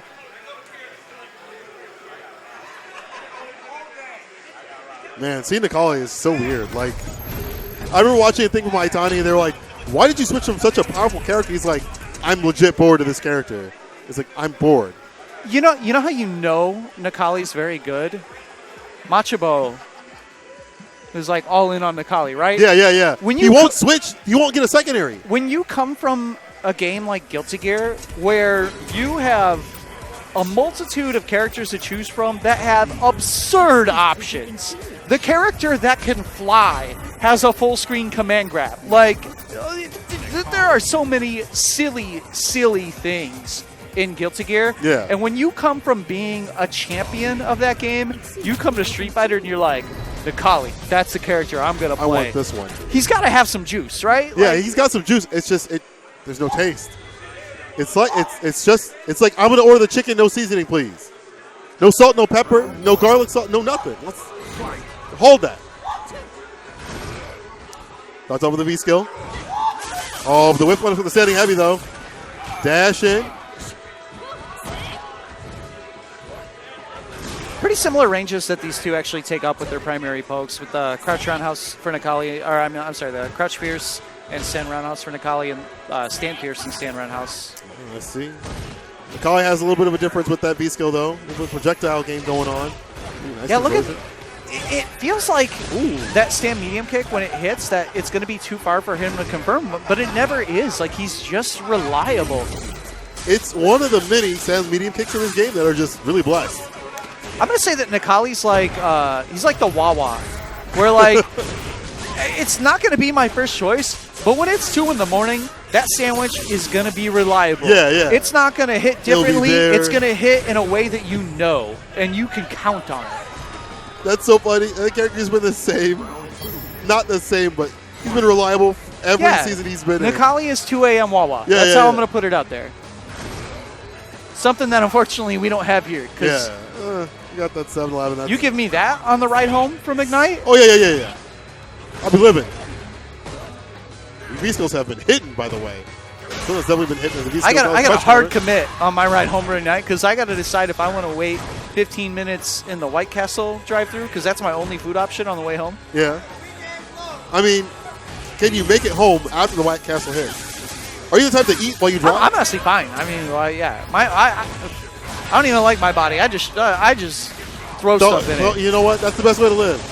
I haven't tried the new Popeye sandwich. I'm going to do that soon. Oh my God! Don't talk to me. I've tried 2. It's been sold out twice. Have you gone to the one off of, like, the Kimball area? No, because I'm in the suburbs. I have to go you far out. Yeah, I have to go to Mount Prospect or Streamwood. Both of them are like, if I use my lunch break to go there, I don't have enough time to have a backup plan. I can't get any other lunch. Like, I just have to not eat in order to get back to work in time. That sucks, yo. Well, sucks in that back row. Throwing him in the corner. That's lame Nikali, making quick work. And the way that Tech Bandit plays is so different than other Nikali players. Yeah, you see online. He's not trying to get in on you, really. He doesn't need to. He recognizes that there's quality buttons that he can confirm from and harass from, and he he basically forces you to stand still, and then that's when the dash up grabs at it. And the V skill in the between all this, just to harass you into moving, makes it even worse. Yeah, you can see that he gets that correct spacing, that max range for the stand roundhouse, recognizes that you have to move forward, and not every time, but he challenges often after it, but just enough to make you think like, oh crap, I have to not approach after this, and then he gets away with doing a roundhouse every time. Spun setup, spun setup. That may be kind of how I talked to Up to Snuff about this. I was like, how do you play your character when he's so boring? And he was like, there's things that you can do situationally that make him fun. Like I think the fact that his moves are so straightforward make the conditioning of the opponent more pronounced, right? Mm-hmm. Like, he has 3 specific options, and it's up to you to mix them up on, like, is he going to go low? Is he going to command grab? Is he going to stand roundhouse? And backing up. Look at that movement, too. See, when he needs to use it, he can. You know, he doesn't dash up until he, like, feels like, okay, now I'm back in the corner. Now I need to start taking my turns. Yeah, look at this. He's just sitting. And this is the big thing with his V-trigger. That could have been a super. They're both sitting in V-trigger. He can always wait out Colleen's, right? His is never going to expire. If Colleen waits forever, her V-trigger eventually is going to run out. Yeah, his is there forever. Wake up, jab. Yo, when have you seen an Akali player run the clock till 10 seconds left on the board? Never. Never, never, never, never.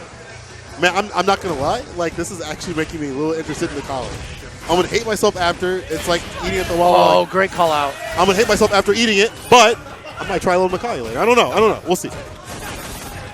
Hands. He knew he wasn't out of range. Didn't even try to check it. So that's okay. Let it rock. On the jump, it gets caught with a parry. All right, nice evasion. Gets out of the throw. Patient play. Just real patient, real smooth. If you are Colleen, Nakali getting in V-trigger before you is actually disastrous. Yeah. He's going to run his game. There's a super real chance that Zach does not get to play again for this round. Yep, in the corner. Oh, wish to grab a little too early.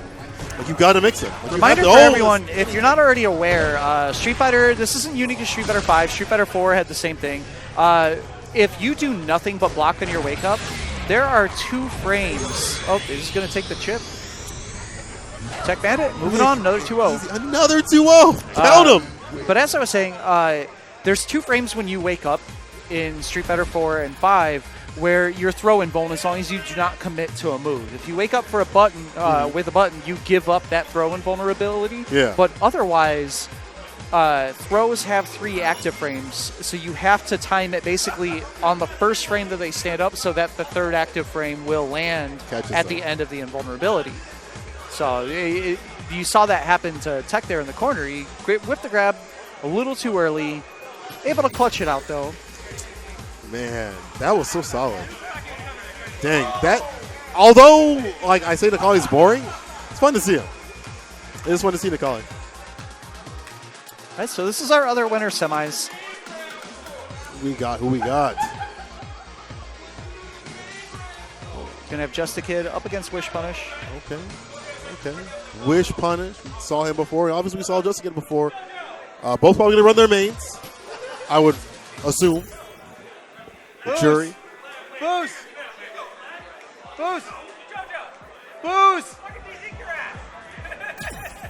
Hold the rest for stream. Just play everything else up here. I'm not making the executive decisions. Just play everything else up here. Okay? Yeah. Dang, I cannot believe we are blazing through this. Yeah, this so they have. Oh my God. Vlad is playing right now to determine the last spot in our top 8. It looks like the first round of the first match in losers top 8 was already played. It was Pico de Gallo against Alex Noah. Alex Noah moving on. So he's going to face the loser of this match. Okay. And then on the other side, we have the winner of MA12 and Vlad going up against Spidey Mikey. There's some good action going on. We have a lot of low-tier characters that that's one of the blessings of having a local with such, like, so many players and such diversity. You get to see a lot of characters come through. A lot of characters you wouldn't maybe see on tour events or the other places, but every local has like a diverse cast of a selection. I don't know until we get to top 8, and then I see Rashid, Colleen. Colleen twice. Oh, but random high fives though when he gets up in the top 8 or top like even grand finals though, and also Urian sometimes. Yeah, Tech Bandit was sticking with Urian for a long time. But now he's an Akali player, or whatever he wants to do. You know, he's that good. Speaking of that good, this man's already put this Jessica in the corner. Another throw. It's a grab. God, I'm always shocked at how little. Oh my God, he just walked into it. Colleen's throws do no stun. Her forward throw does no damage and no stun. Can't she get a heavy punch off of that? Off the forward throw? Yeah, I mean, she gets pressure off of it, but the throw itself does like nothing. Yeah. I think it's, not bad for her because she has a lot of great options to make you stand still and get thrown, so she can land more throws, but that doesn't make the individual throw not very great. She's also one of the weird characters who gets a throw loop if she's in the corner because she moves herself. The thing that spaces you out, nice punish. When she gets spaced out after a throw, it's not the person getting thrown forward like it is normal. Normally with a forward throw, a lot of spacing is created because the forward throw throws them away. Yeah. With her, it's her moving backwards. So when she's in the corner, there's nowhere to move back to. Oh, yeah. So she stays. It's the same concept as like how Mika Super has farther range when she's in the corner because the beginning of the animation, she steps backwards. But in the corner, there's nowhere to step back to. So it kind of falsely extends the range. Yeah, that was like a big thing, I think it was a couple months ago, people were like, why does she have more range or whatever? And then, of course. Yeah, it's because she takes a big step back during the startup of it. Okay, crush counter punish here. EX, let's spin that bar. Stays in front. Oh, the tick throw. A little bit more. She said that throw didn't do too much damage. There's a punish on that kick. Okay. Wish Part's looking really solid. I believe they played at a few other events before. These two have definitely played before. I don't know if it was low kick or one of the other ones. Usually it's Jessica that comes up the victor, but Wish Punish came up to me and he said, I don't care about winning this tournament. I care about taking down Just a Kid. He's like, that's all I care about. He's like, everything else is gravy. All I didn't want to do is beat this guy. That's fair, because Just a Kid has been putting in a ton of work. He's been the victor so many events. Chicago events, I mean, in general. I think, with Just a Kid newly coming back and Wish Punish just newly moving here to begin with, the winner of this is the one that we claim, right? Yeah. We only want the good. This is the official. Cut the chaff. Yeah, the official induction match. Wish Punish been working here. He fought like John T and stuff. Almost took him down, but this is the match right here that determines. All right, we're going to throw here. Crouching medium kick. Nice patience from Wish Punish here. That's a punish. A little too close in the roundhouse. Gotta be careful with those. Ooh, jump in. What? That was deep. Okay, this is fine. Like, he missed his combo, but it's fine. The conversions. There we go. Another punish. Hands on deck. He's got to be careful with these slightly minus. Oh, wow. Oh, he just dashed right in. Oh, no, that's going to be a punish. Oh, okay. Couldn't get the right distance on that. There's the anti-air. Did she just whiff a grab and still anti-air with Fierce? Yeah. This? Yeah. What? It's called a setup. It's a setup, right? Oh, that is a big whiff punish. Oh, my God. You see the range on it? Oh, okay, there's a punish back on the counter. A little bit of a slip-ups after the whiff punish, but still slight life lead. And he's out of the corner. Nice challenge. Counter hit. Solid counter hit confirmed. He tried to do the forward dash, back dash to bait out as kind of like a forceful shimmy, but that dash forward is not real. It was a good challenge by Just a Kid. EX. Look at that. He just corner carried him on block.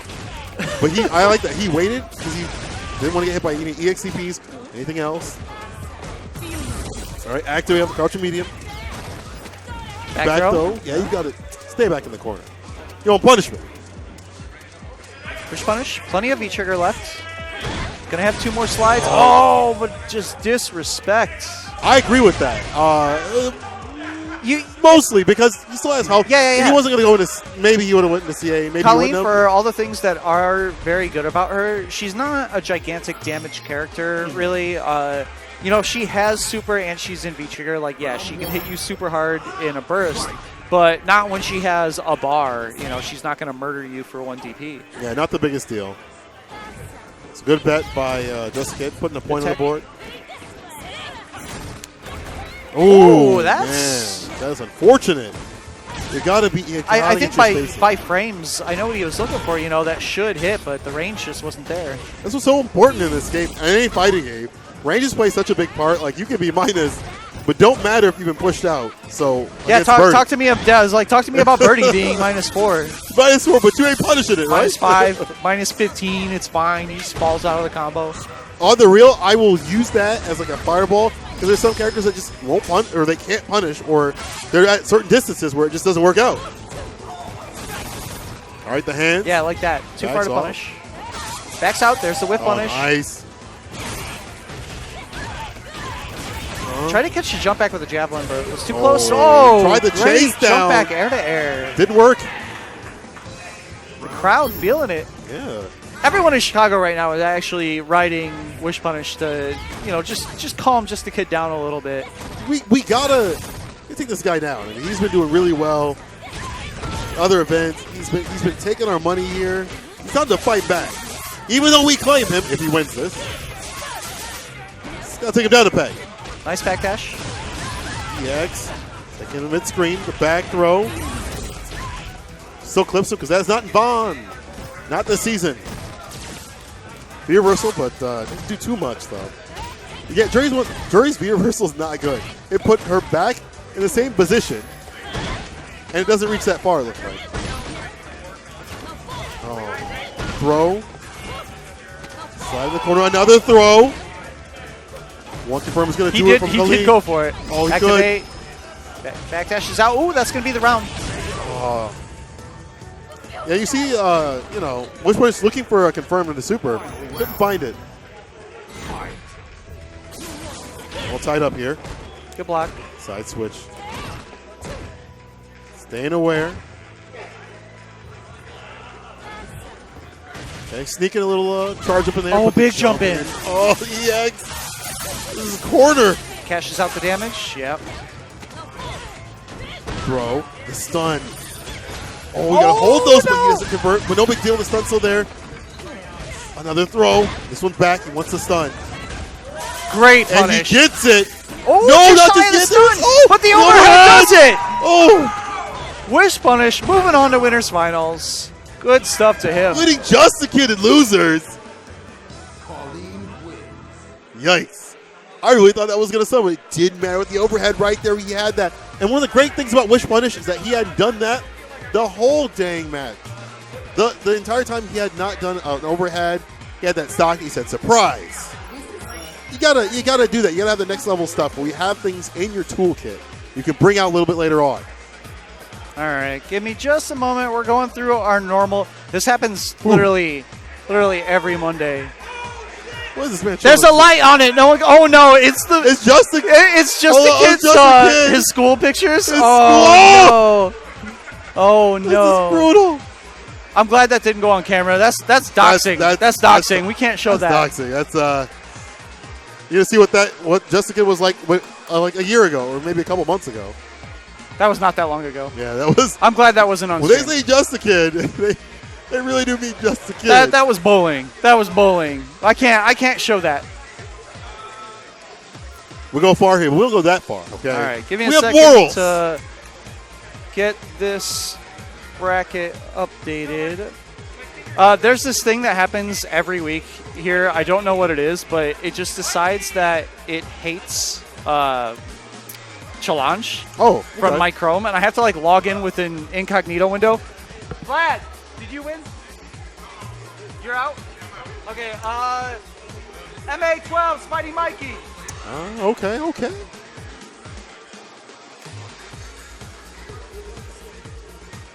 MA12.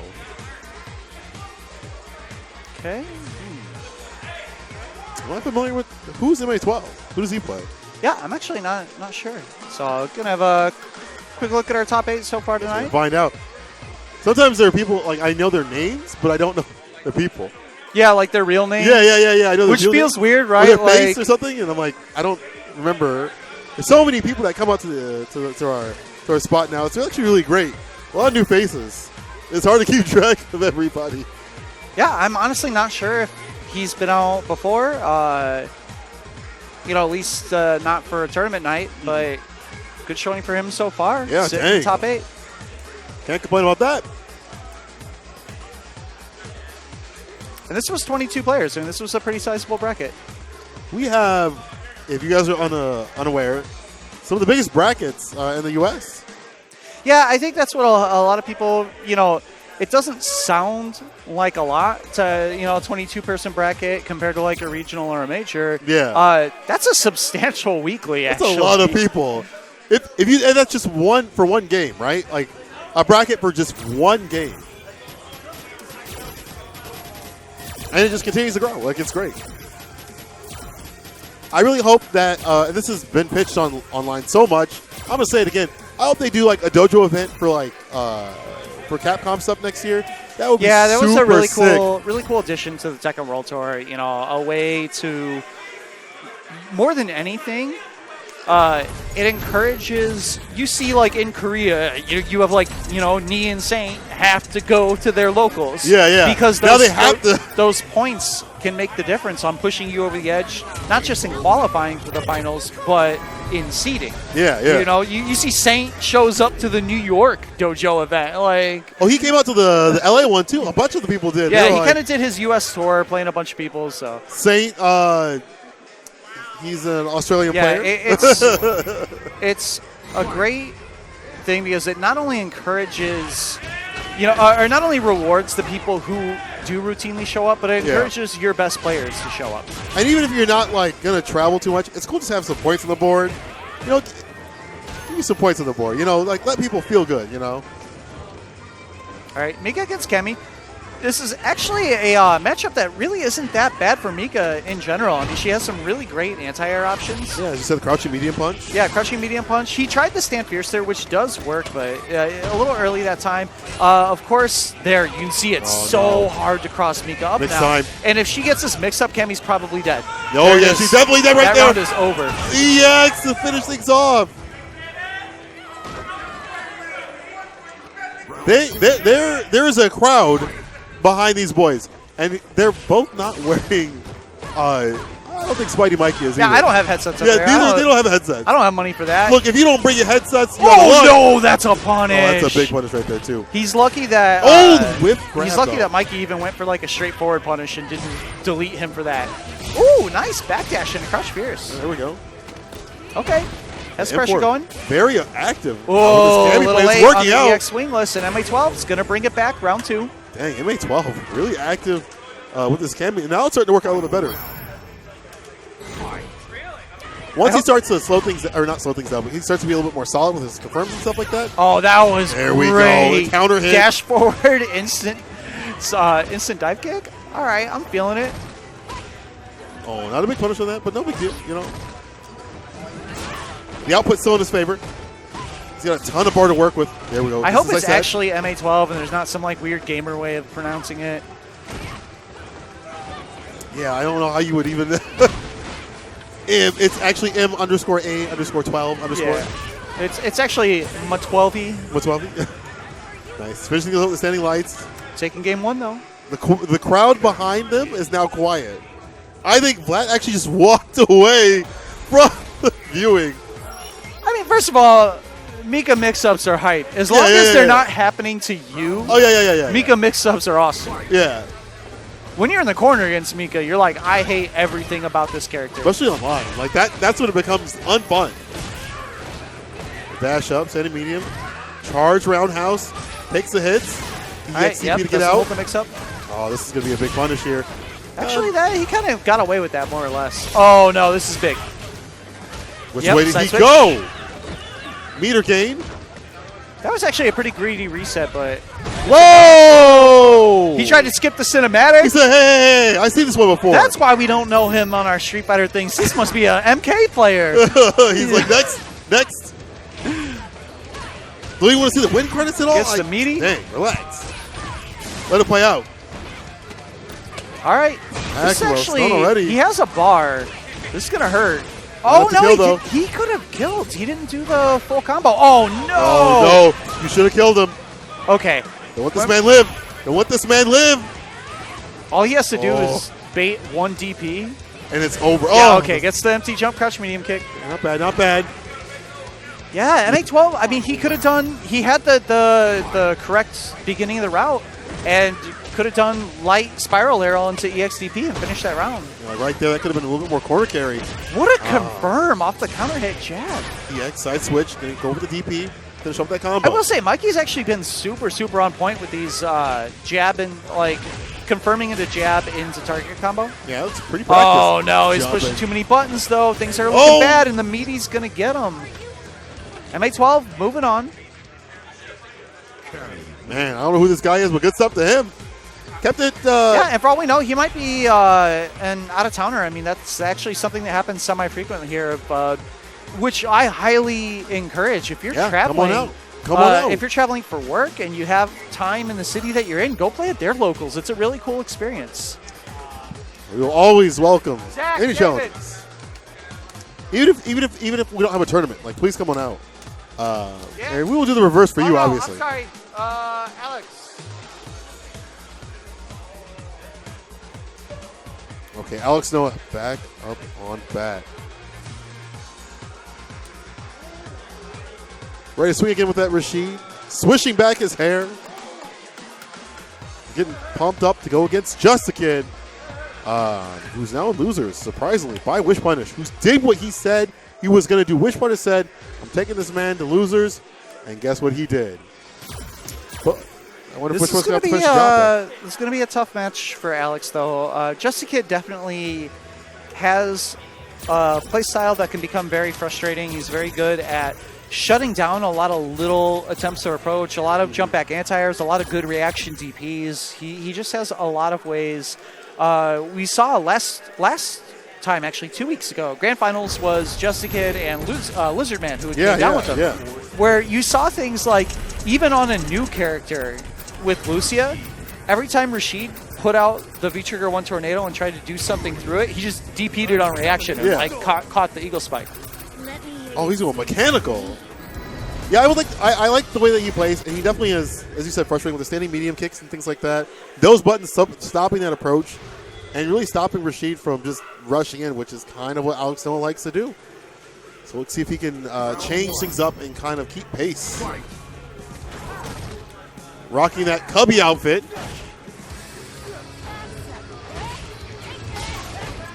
Man, the mechanical outfits are so cool. Like, please give me those for like the majority of the cast. Like Akuma. I want where's Akuma's? I swear I would play Akuma if he had that from like the Versus series, the mechanical one, the mecha one, like with the arm and stuff. So cool. So something I want to point out. One, we were just talking about Just a Kid, like his proven reactions in shutting down Rashid V-Trigger 1. And Alex Noah is actually going with V-Trigger 1 when he normally uses V-Trigger 2 in a lot of matchups.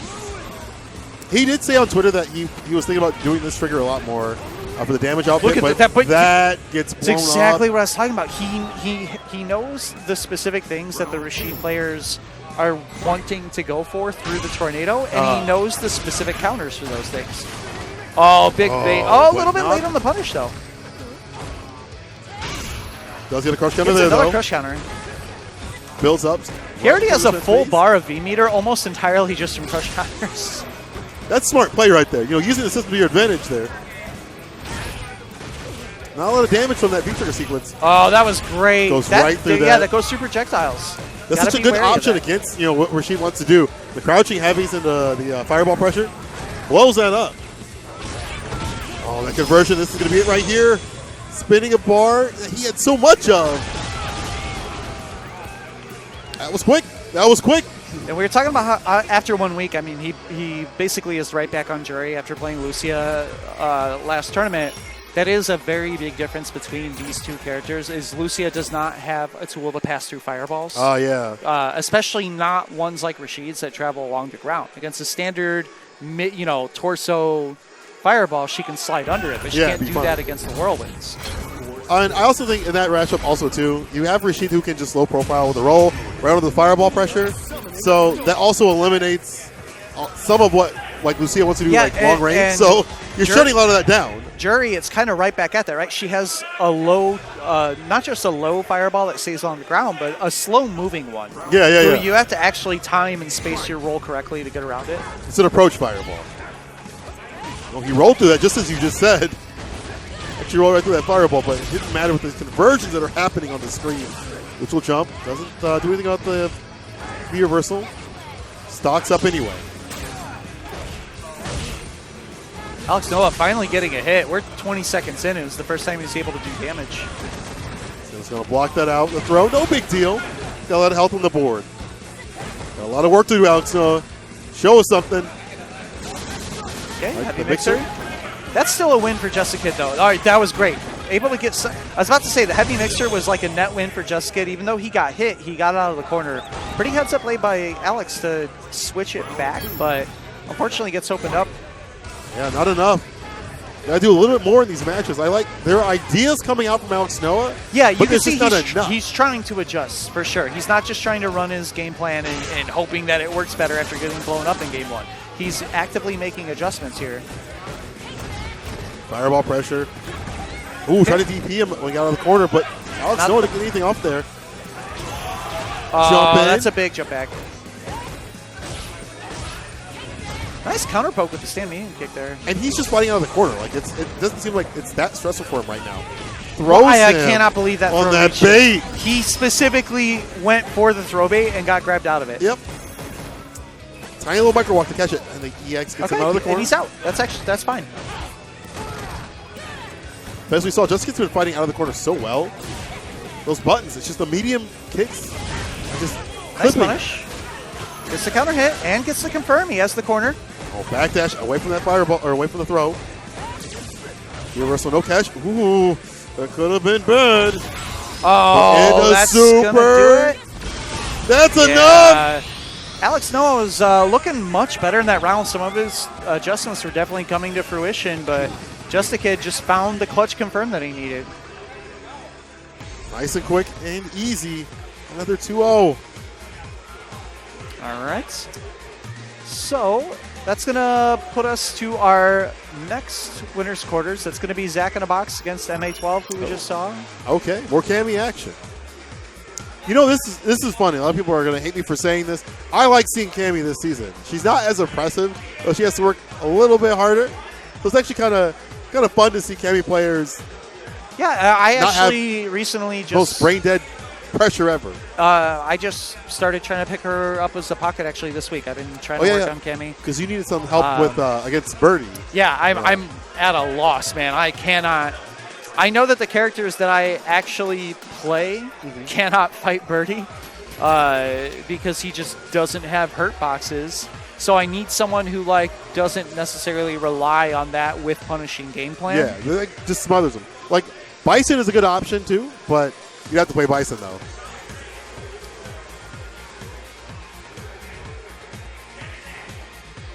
Yeah, definitely. I'll definitely say it pretty straight out right now. Birdie is killing Street Fighter V for me. Whoa! Birdie is demolishing my enjoyment of this game because the way that he's good. It's not like Akuma where he has every tool, right? He's good because he just doesn't have hurt boxes. They made his hurt boxes not remotely match his model or his buttons. So he gets to just do things with impunity. And it's not like because he has good frame data or anything. You have to really... It's the idea of that's how they decided to make him good is to make it so it's physically impossible to whiff punish him despite him being the best whiff punish character in the game. That standing heavy being a fireball and the hurt box just being in the arms. He takes almost no risk.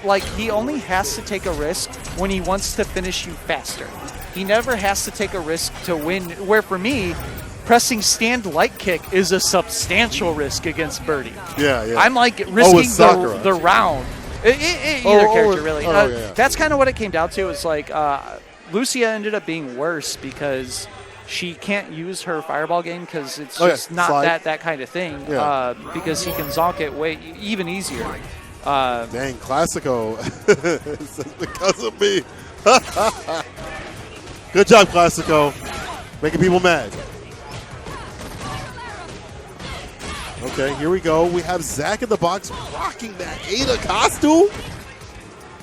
Yo, this costume is MA12, this is going to be hard for him, right? Like, Zach in the box has played tons of matches against, like Yaru and Underscore. Like, we've had he's got the practice. Very competent camis here.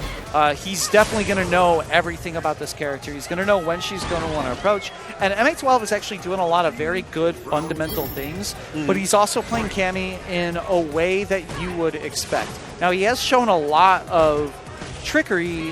He had that dash up, like, throw bait.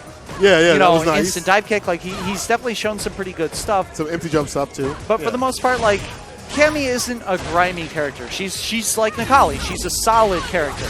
There you go. She has her methods of approach. But if you know what that method is and you have a parry that by property just wins against it, then it's going to be a tough road. So the difficulty here, my man is bleeding. Yeah, this is going to be Struggle Town. There it is. Zach able to close out game one. Very convincingly, too, on both rounds. Just on the damage. And another thing is, like, that man had so much bar, M4, I mean, had so much bar that why you die? Why did you die with all that bar? Like, what are you doing? You gotta spin that bar. If you think, you didn't put the costume code in, I'm so sorry. Yeah, my man didn't put the costume code in. That's his one true weakness, right? Is forgetting that you have to do it. Do you see what's happening now? He's getting blown up. He would have never gotten caught by that hooligan, like, ever. If MA12 wins this game, I honestly don't know if I want to step in or not and remind Zach. Like, he made his bed, right? Like, yeah. But, you know what your power up is. But this is a local, right? Like, I need to. We're supposed to coach each other. I need to remind him to stop making the mistakes. Great delay on the dive kick. Zach, the costume code. You see what happened? He nodded. He knows. He knows he messed up, but, he has a game to give. He's got to make it rock now. He's got to let this one be data. All right, nice call out. All right. See if we can make this switch out. Doesn't hold the mix-up. Good TP. Doesn't want to deal with anything at all. I agree. And another great timing. Yeah, it's mixing up his timings for the dive kick.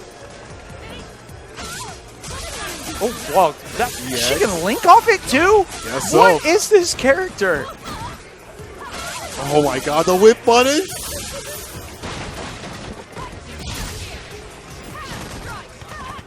Tried to call out the backdash. Nice. Good defense from Zach.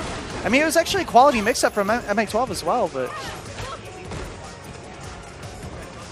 Zach has to be careful. The super is... Oh, that's going to take it. Careful with that EX cannon spike. All right. Zach, he knows where he went wrong. Let's see if he can hold up 3 punches and light kick and, get this train back on the rails. I've always believed in the power of the costume code overhaul. I've been there. I've just never had to use it. Rest in peace, Zach. He didn't do it. Is this the end? Trying to go for an air grab. It's blown up. What's going on? This is a different person we're seeing. This is not the Zach you normally know. Okay, here we go. Target combo. Side great. switch. So, yeah. He's putting it. That was a good mix-up. The costume code is on in his mind. Oh, he didn't even try for the punish. Activation for the throw. Oh, the dash up, but no. That was like right on the right timing to block that. MA12 staying slippery. Nice. Was able to come down with the correct button to make sure he made contact. I like that. You're mixing it up with like the dive kicks. Gonna spend it? No, didn't spend any meter.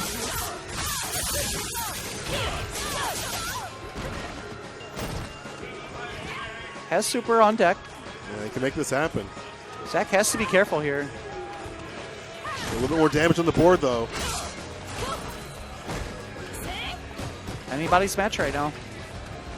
Trying to find that hit. Those empty jump lows. MA12 staying aggressive. Watching those toes. Oh, fortunate trade for Zach. Definitely worked out in his favor.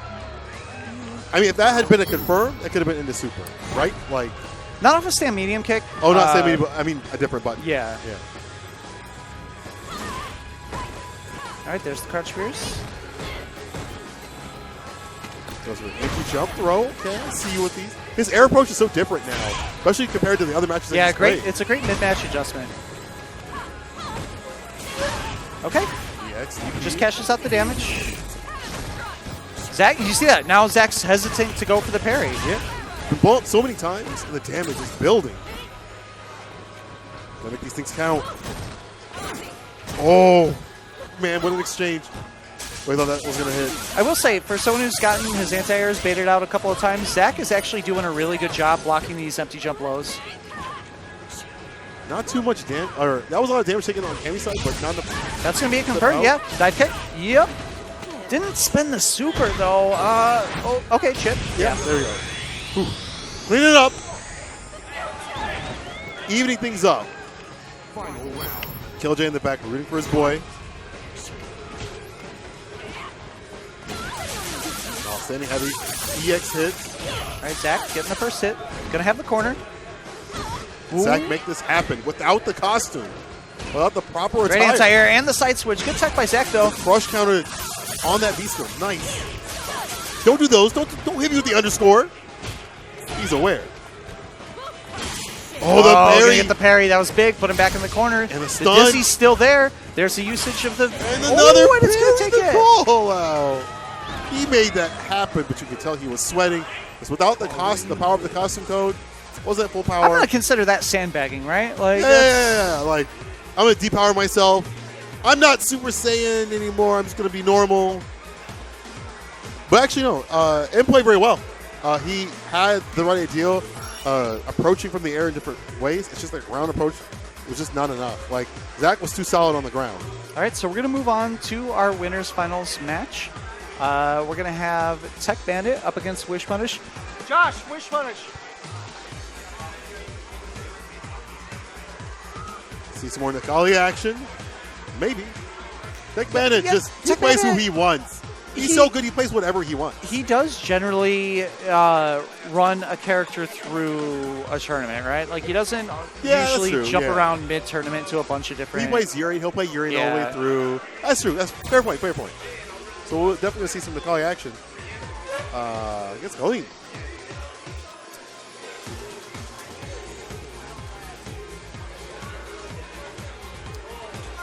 Again, thank you everybody for joining us to watch some of these amazing matches that we have for the best of the Chicago scene. We are only missing a few of the Chicago scene. As I look around here, I do not see Chicago's very own Gotch-kun, Chicago's very own Mago, too. Very unfortunate. They were not able to make it today, but I'm sure they will come at some point, as they have before. I gotta figure, right, when it's coming around to combo breaker time, Mago's chilling in Japan like, can't wait to go back to Ignite. Place is sick. Actually, at EVO, I made eye contact with Gotch-kun, and I was like, you remember us? He's like, yeah, Chicago. I was like, yes. Yes. You're our boy now. We claim you for life. Capcom Cup champion. You are ours. It's like, okay, this is another costume. We gotta swag them out. We gotta get them like the late '90s, like the silver Sox hat. Yeah, like yeah. Oversized. Yeah. It can't be like normal. It's gotta be oversized. Everything jumbo because that's America. That is definitely America. Taking that boy to Nike Town. Oh yeah. Get the real kicks. Do you know if that's still there in the city? I don't know. The only one I've seen in the city, but I know for a fact is like Foot Locker. Okay, there was a Nike Town on like Michigan Avenue back then. That's where I got That's years ago. Yeah. That's when I got my my mom's like, if you get straight A's or honor roll, you can get whatever you want. Yeah, so I got those original, those Penny Hardaway Foamposites, the blue ones. They were like $300. You're like, you messed up this time, lady. Yeah. Some B skill right there. Well, man, Tech's putting some stuff on the board. Again, this lane to Kali play. Nice counter hit confirmed. Doesn't quite finish it. Oh, this is big. Maybe thought he was going to go for a string. And he's going to get the activation mix up. What side? Stays in front? Oh, no, gets him in the back. I got hit. Everyone at home got mixed too, but not me. Not me, though. Whoa, wake up jab. This man doesn't know fear. Tech and it worked out. Taking round 1. Hey, it works out, right? Like, it's one of those things in a game where there's not a lot of defensive options. That becomes your defensive option, is knowing when that person's going to press a button because you played them so long. What a whip punish. Not only did he whip punish, which stand medium kick, which is kind of a rare one for Colleen given her other great whip punish tools like stand fierce and stand light kick, but he was ready and dialed out the target combo. That's optimal. Like. We got those in Chicago. Oh, that's going to hit. Through. This does so much damage raw. Ugh. 1-4. Solid, 40%. Goes for the throw, make her bleed more. Another one. Dual more for the kids. No, standing heavy though. Minimal great life building out. Oh, the dive kick to change his timing coming down. Again, this character has such great jumping. How does a man fit a brain that big in his head? I can't believe it's not bursting out the sides. He's going to get it again. EX Berserker Barrage to finish it. Bro, you got to meaty this guy. Tech Bandit showing the optimal mix of spacing, decision making, and outright disrespect.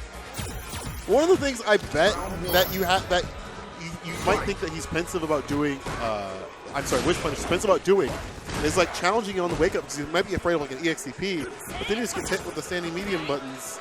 It's easy for me to say this from over here, but if I'm Wish Punish, I'm going to roll up and I'm going to do the mid parry on his wake up. Yeah, you can. Like you have parried. to, right? Yeah. You have to roll up the newspaper and you have to say, no, stop that. Bad. You got to instill that fear. It's such an imperative thing, especially in this game, and you got to do it real early. Nice dash past the V skill. Doesn't get a combo for it, but he's going to get back thrown to the corner. Oh, this is not good. Doesn't get the cancel. Try the jump back jab. Didn't work out. It's fun first troubles. I really like that where both players technically made the correct decision. It was a good jump back challenge, but Wish Punish was heads up and went for the icicle to double jump. Oh, nice to check. This time, gets his meaty. You can see the counter hit. He went for it again. And now we're going to see if this changes Tech Bandit's plan going forward, right? Because if it's worked twice, ride it until he proves he can meet you. Oh, right, yeah. Take that, you know. Only to change your plan if they're not proving they can't counter your plan. Standing heavy kick hits that crush counter, and that's putting some pressure on the board. Look at that B game. It's almost there. That man's about to rock Super Saiyan mode. That was Did you so see that far. range? Jeez, what is this character? That's one of the negatives about fighting this matchup against Colleen.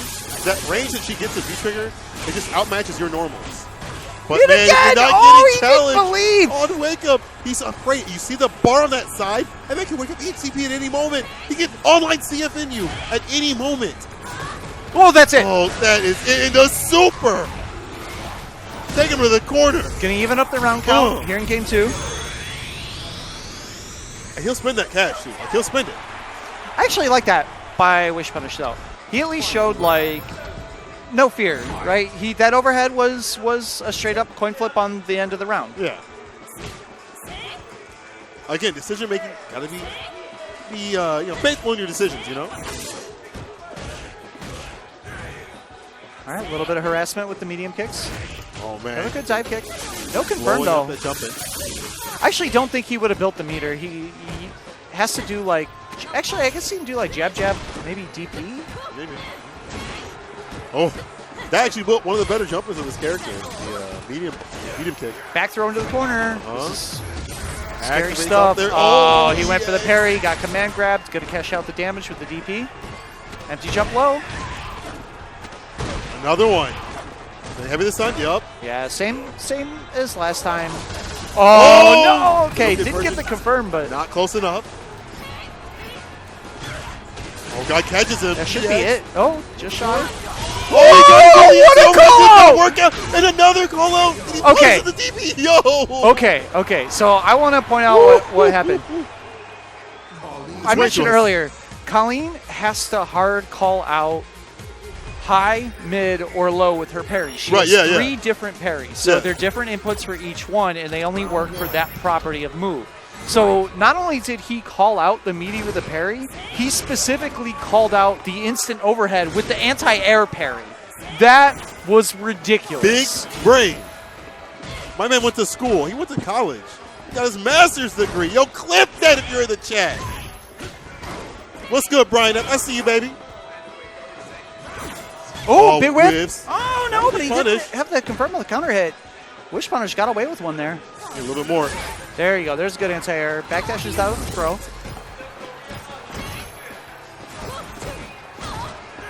Give the pressure standing. Heavy kick.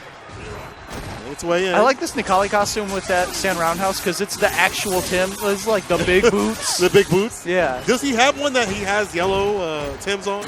We should find out. Yeah, we should. Right now, that man's rocking the Carhartts. It's going to work.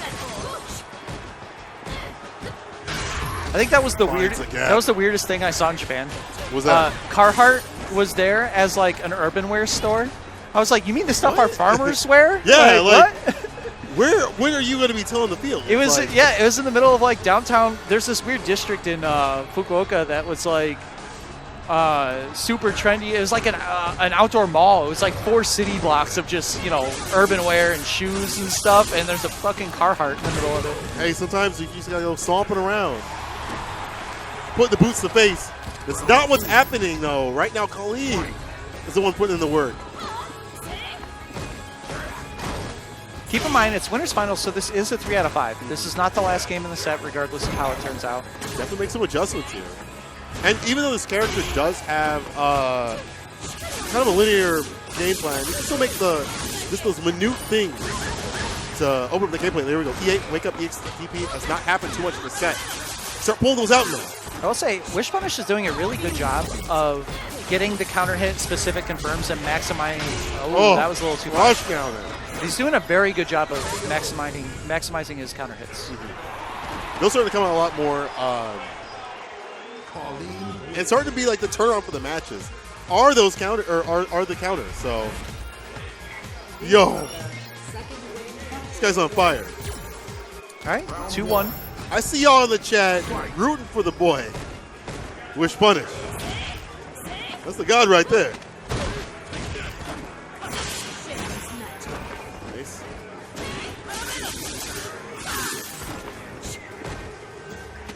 Crouching medium kick.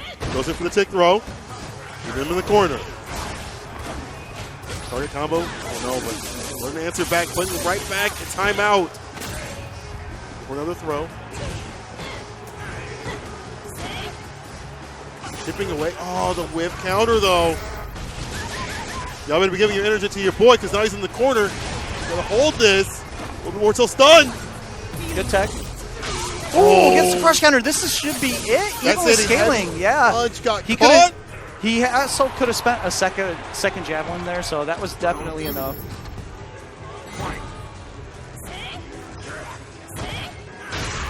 Crush counter dead. Oh, no, don't get that shot this sweet.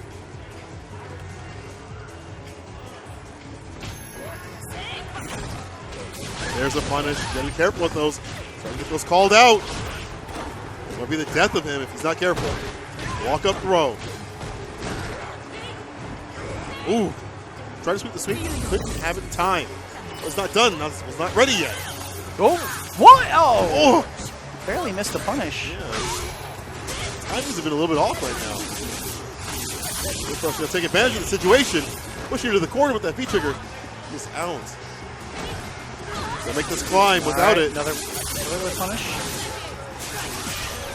High, yeah, I mean a ton of scaling though. Yeah, there's the reset. Yeah, had to do it. For another throw.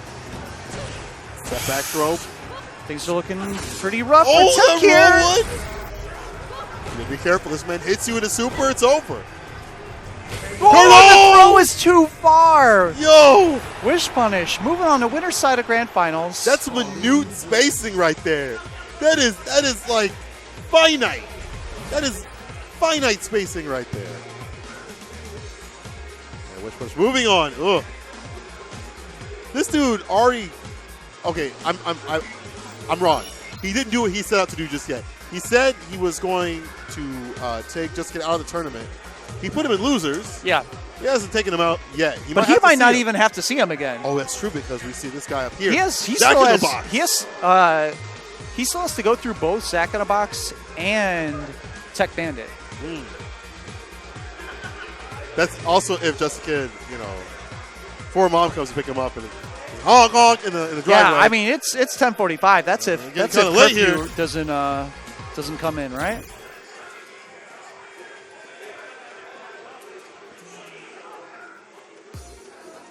I see y'all in the chat chopping it up. Brian, why aren't you streaming? I thought you'd be. He's here supporting his boy from Milwaukee. I appreciate that. Usually there's a trash can up right now. My son moved out. Yeah, I see that. He's one of us now. Well. Yeah, that's right. We took you back to court for custody. And we won. You don't even get weekends now. It's just the full weeks, baby. You gotta come to us for the schedule. And Zack, though, in this match. I don't know why Zack's picking this costume again. You know he's going to forget the code. Well, I'm about to say, can he pick the code? Get the power. He's going to need it this time. I don't care if he does it game one. Show me 2 games in a row and I'll believe it. Till then, no. Till then, no. Okay, game one. No. Big whoop. Doesn't matter. We'll see what happens next. All right, so this is Losers Semi. So we're back to a 2 out of 3 match. Starting out with the medium kicks and just checking them. Okay. I was up, it was halfway out of my mouth about to say that Zack is not swinging big so far, and then he goes for the B skill. Okay,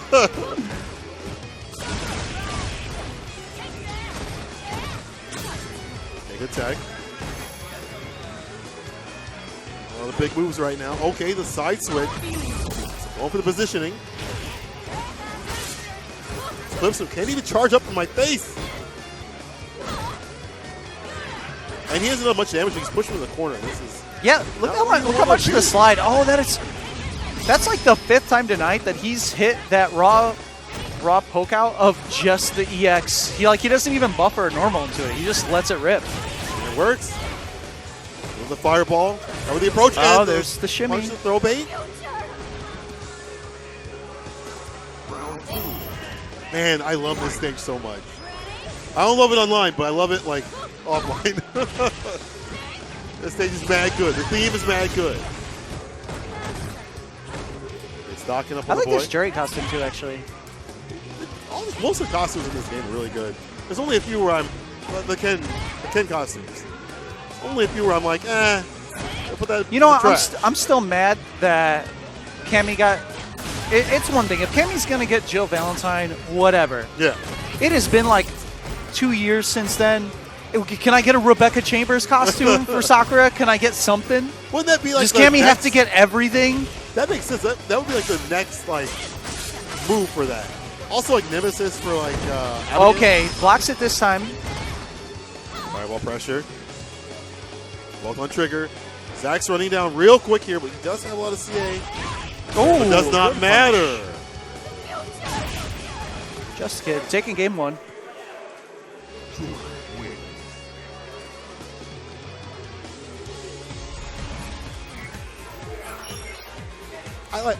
That was just a match of who had the most control for the entire game. And it was crush counter off the start. Doesn't matter because that's how we're going to start things with the crush counter. Like I was talking about control, it doesn't matter now. This man's just, it's all in his favor now. Zack forced to activate. This is actually a good activation for Zack because he was able to do it when he had a good amount of life left, but still in the corner. Doesn't matter if he gets hit before he gets to use any of it. Yeah, back throw. Happen. Yeah. And now that's halfway through. Crush counter. We're in. Says on the bar. Oh, yep, no respect. The reset. Yeah. And again, we mentioned this earlier, but the same thing happened against Wish Punish, the same type of situation. Do the DP then when you're definitely not going to die for it. Yeah. Give yourself some time. Oh, the second hit crossed up. That's gross. We're back in this next match. Man, Jessica just running is... All right, a little too far for the punish. Ooh, this one's going to be punished. Over. Weird interaction there. Flip out, okay. Checks him. Don't walk in my face. He tried to back us throw. Oh, whip punish is a sweep. Just a kid, just getting everything right now. One to V reversal, spin that bar to push it back in the corner. I didn't know that was a thing. Oh my god. They held the fireball, allowed that combo to happen. This pressure looking insane. And the movement. Oh, there's a shimmy. That's it. It's too much. Just a kid. Moving on to losers finals. My man had that movement. That was slick. Exactly. Well, it's just that second match just had the control was all in Jessica's favor. The corner was all in Jessica's favor. All right, so we're coming down to our losers finals. Working our way towards the end of the bracket. We are winding down. This has been some quick stuff. I don't want to see people are throwing games.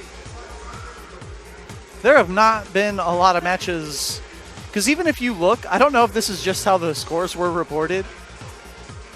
There's a lot of 0-2. Because look, some of these are marked as like 2-1. I don't know. As far as I know, every match was a 2-0. There's been a lot today, so a lot of blow-ups. But now we have Just a Kid and Tech. Just a Kid moving on in this bracket. How is it going to fare against Tech? Running to Kali.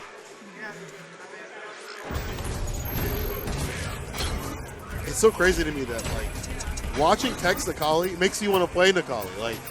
There's so much more interesting characters. And yet, Nikali, the way that Tech Bandit is making a play is there's more than one playstyle with this character. That may also be because of how Street Fighter V is now in this season. We can be a little bit more lenient with the lane play. Yeah, I feel like the game in general, obviously encourages rush down play. There's a lot of offensive characters. There's not a whole lot of defensive options in the game. But there's definitely... I think that some good characters were calmed down enough to where you have space to breathe and figure out a game plan that works for you. When you have characters like Poison, Honda to an extent, that can run a super lame game. Honda more on the turtley side than running lane, but great anti-air. Nice awareness, but nice awareness on Jessica's side. Yeah, Jessica has shown, and we've seen multiple people, not quite pick up on it, but that EX blows through projectiles, and a lot of people keep trying to run meaty projectile Oki on him, and he just wakes up with it every time. Nice tech. That's actually a fine trade. Yeah, if you're Tech Bandit. No big deal. Got so low that, people are hitting over, and there we go. Round one, going to Tech Bandit. This guidance. That's though she switched the costume too. With that stage, is this cheating? I don't know. This is starting to blend in a little bit. Good block. So that is almost universally, every character who has a reasonably okay cross-up, crush counter sweep into just stand there and wait a little bit and manually time a cross-up. That is there's so much ambiguity in those mix-ups. It's surprisingly hard. Again, that's the thing is there's the variance that you can have with those characters, because I sure as shit don't do it. Maybe I should put that in my game plan. Oh, good whip punish. And he's in feng shui, so he's going to get a full combo for that. Oh, that was a delay on there. Speaking of ambiguous, that didn't look like he was going to make it into the corner. But he waited, and that was just right. Just right. Okay, stocking up. And you see, it's so hard for, Tech to throw out a V skill. He's always going to get punished, so he's pensive about doing that. He wants to try to find his way in normally, or try to build V gauge normally. Can't really do that either. No TP there either. This is a great kind of pinned down in the corner. All right, created a little bit of a space for himself. A little bit more active. Trying with the V skill. Wasn't able to do it this time either. V triggers on deck. How's Tech going to find the way to activate? Oh, there it is. Still no activation. Okay. Walk up throw. Oh, wake up, low. crouch, medium kick. That's going to do it for game 1. I respect that. You know, that's the esports wake up, baby. Hey, that is the official wake up of the Capcom Pro Tour. Crouch, medium kick. Oh yeah, because I'm so sorry. Everyone. Big Bird did it in grand finals. Yeah. It's Boncha in the last set. I didn't finish off the round, but that was like no, but it totally works. He just did a wake up, crouch, medium kick, buffer to super. Maybe Boncha should have dashed in his face. That man was not close enough. Oh, looks like grab nothing, or whip square grab nothing big. That's one thing you can say about this character, Nikali in general, is that his buttons don't reach that far. Like standing heavy kick does. They're not terrible, but you can see that Jerry she covers similar space but slightly longer in pretty much every corresponding button. Standing medium kick buttons, things like that, do really well in this matchup. Seems very frustrating for Nikali to play this. I'm not saying that Nikali wins or loses it, but yeah, it definitely seems like a frustrating match. Fireball pressure, not allowing him to approach normally. No TP there. Start making those count. Those anti-airs have to start coming through. Standing heavy nice punish. Yeah. Crouching medium. Yeah. Dang, this has been just shutting down Nikali's tools. Like, you're not going to be able to jump on me. Yeah, and that's the thing when we were talking about him being a pretty linear character. And Just the Kid has shown that he's willing to up back out of pressure, up forward. Yeah. The command grab is definitely not super high on the priority list for Tech Bandit. Like, that's a big risk. But at some point, you have to find a way to open them up. There's an anti-air. That's what's been missing, actually, for a lot of the last couple rounds, and that's what we were talking about. Skill. Again, shutting down those tools. That's a big adjustment that has to be made, like, right now in this set, because after this game, he's running out of games to give here. And I know with Nikali, that toolkit cannot be that deep. Okay, standing heavy goes with the... Okay. Oh, yes! No, that was good. That was really good. Didn't deal with the fireball. I'm surprised that actually runs into a button now. Feng Shui's going to do a chunk of the remaining damage, but he didn't get up in time to punish. What is going on? So much messed up. Just the Kid putting another one on the board. This might be a 3-0. I'm hoping not. I want to see some more action, to be honest. But he is just shutting down what Nikali wants to do. He is clipping this man's wings. But again, okay, there we go. Here's a jump. All right, yeah, here's a good start. And the meaty. On the wake up. Nice jab. There we go. Mixing a little bit of that blandness, but more aggression, more activeness, you know? All right. No resource to spend. This is fine. That's all fine. The good side switch by Just Kid, but if you're Tech Bandit, that's an acceptable risk. You win the round if that command grab hits, and you're in trouble, but... Now you're He's super alive. in trouble. He's alive. Put in the corner. Oh, but that throw. All right. I was wrong. Okay. I take it back. I mean, normally that would be the situation, right? No, I still agree with that read, right? Yeah, like you have like a 98% life lead and you win if the command grab hits. Yeah, you got to risk that. Because he still had to make other options beyond that, though. It wasn't just because of that. It was the start of that sequence, though. The EX. Taking the mid-screen. Nice wake-up EXCP. Doesn't want to deal with any of the pressure. All right, a little too far to punish the sweep. Oh, the dive kick whiffed. Walked underneath and got a punish here. Activate. Stuck in the corner. Like glue. Yeah, this is going to be hard to get out without the DP. Oh. Yeah, there's the shimmy. And that was like a slight delay of a shimmy. It wasn't even like a strong one. Just a Kid. Clean 3-0. Man, these are quick. These are quick. Wish punish sitting back down. So, if you weren't here before, I told the story already. I'm going to tell it again. This has been the story of the night. Wish punish told me he would take out Just a Kid from the tournament. That's all he wanted, to take out Just a Kid. That's it. That was his only wish today. No pun intended. Can he do it? You already sent him to losers. Can he finish the job? So on one hand, Wish Punish has proven that he could do it, right? He's already sent him to losers. The ability's there, right? However, that was a pretty convincing set too. Yeah, very convincing. Jessica, however, on the flip side, is it time to warm up, right? Is it time to warm up?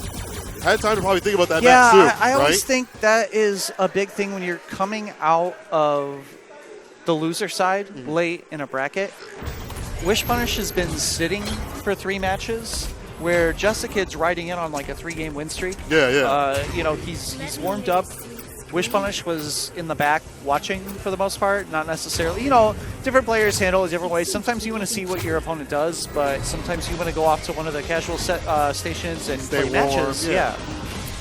Because you have no idea how he's going to play now. Like, you know, like unless you were watching him. Wish Punish does have games to give. He's coming from the winner side, so he only has to win 1 3 out of 5 sets to put the tournament away. Jessica, on the other hand, he's going to have to win the first 3 out of 5 to put Wish Punish also into losers and reset the bracket, and then from there, win another one. Okay, 2 potential sets, people, and more Street Fighter 5. Depending on what happens. All right, good spacing so far for Wish Punish. Just checking each other. No big punishes in either with buttons. Yeah, for the most part, nobody's swinging for the fences yet. No need to do that right now either. You know, you have time. You have a long set ahead of us. Strap in. They're going to activate right outside of the range. Just become the best you, right? Yeah. That's the improved one. That's like the before and after, you know? Yeah. Before, good character. That was definitely busted. Definitely. We took pictures before and after telling someone their V-trigger was busted. Yeah. You know, big old smile on Colleen's face. Nice throw, babe. Wish Punish putting away round 1. Put him in the coffin.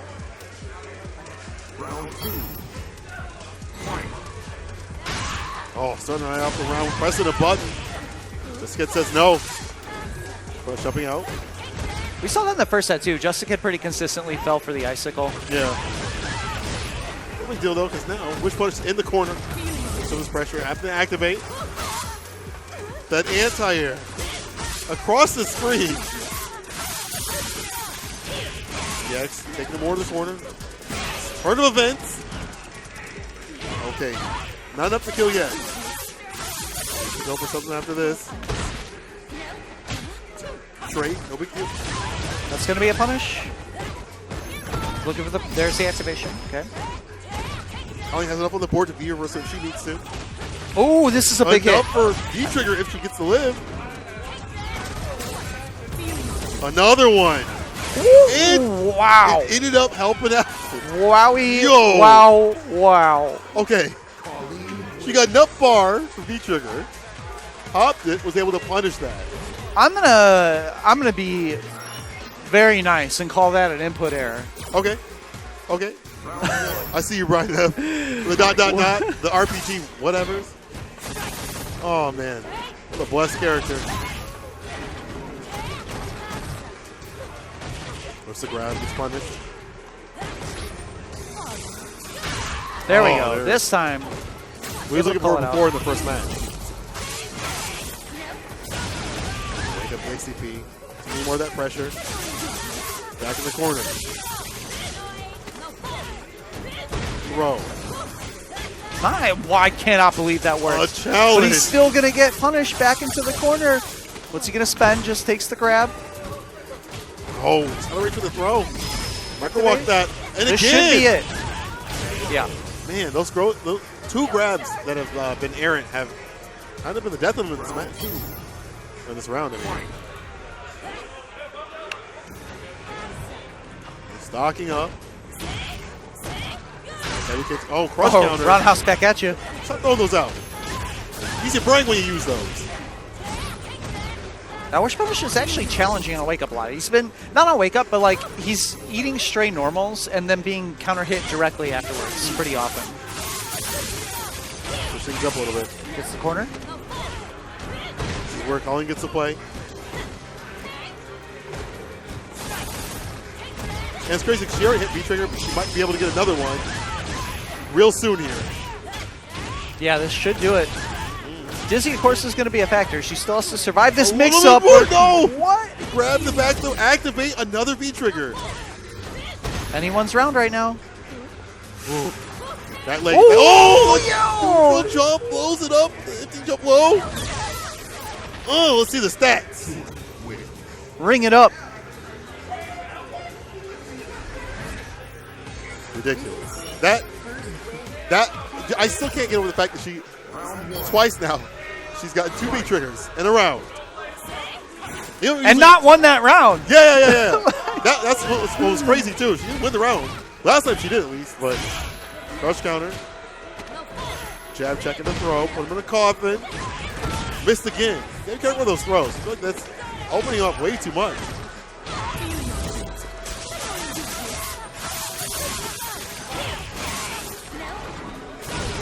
Ooh. Try to make something out there, eats a full EXTP. Ooh. Oh, great challenge. Buttons are working. Yeah. There's the throw. Back throw. And optimal. Jessica, 3 rounds in a row. Coming alive. Starting to wake up a little bit here. Again, this is a longer set, so yeah, anything can happen. There's still a long road for him to go. Good block by Wish Punish, actually, with the delayed roundhouse there. Okay, the trade. It's so funny to watch 2 characters hit each other at the same time. Okay, blocks it out.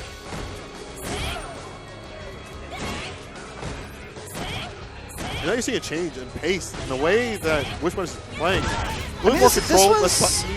A lot like how he started this set, actually, in the first round of the first game. And then he was winning, so he got a bit more aggressive, and it worked out for a round, but kind of had to bring it back, scale it, bring reel things back in a little bit. Nice, solid round. Yeah.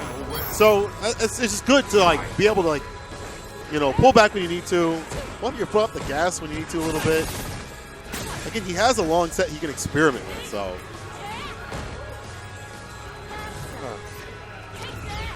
Okay. Fireball pressure.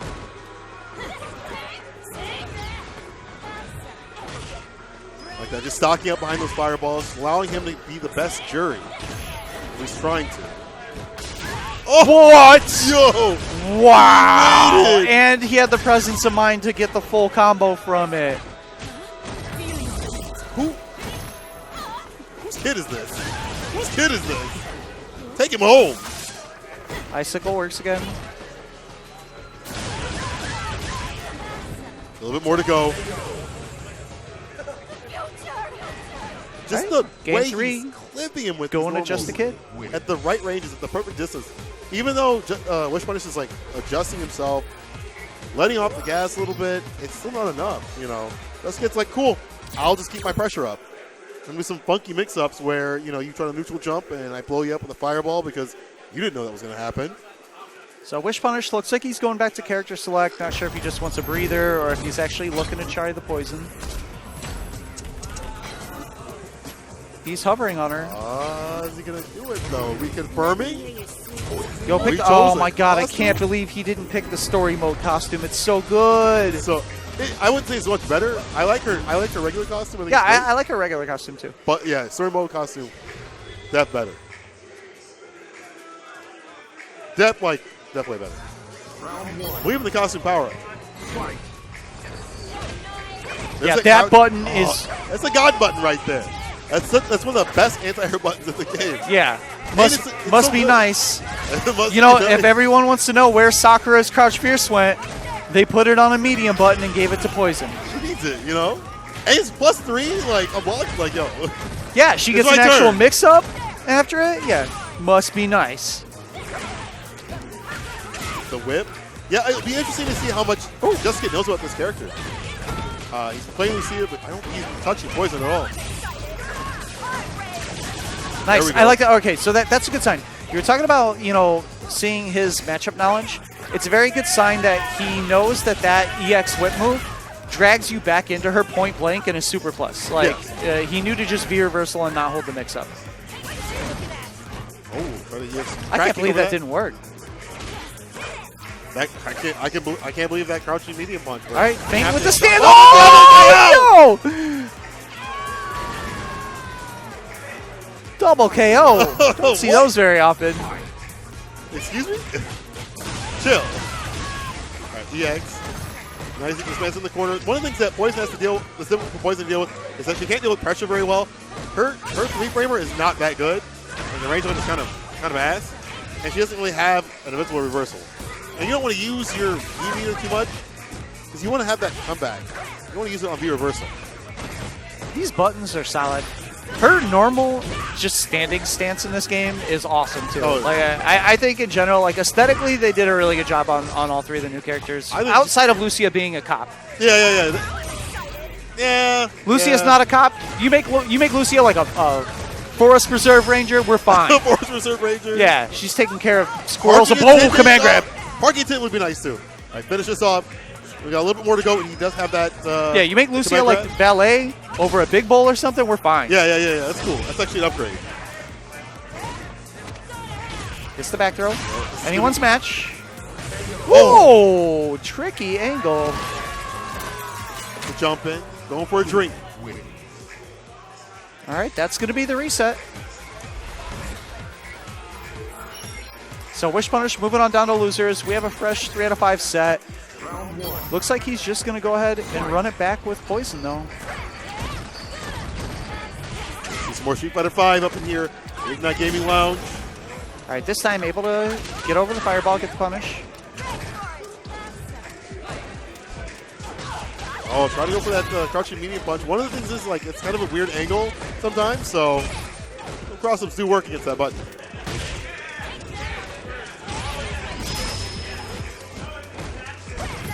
Okay, standing heavy activate.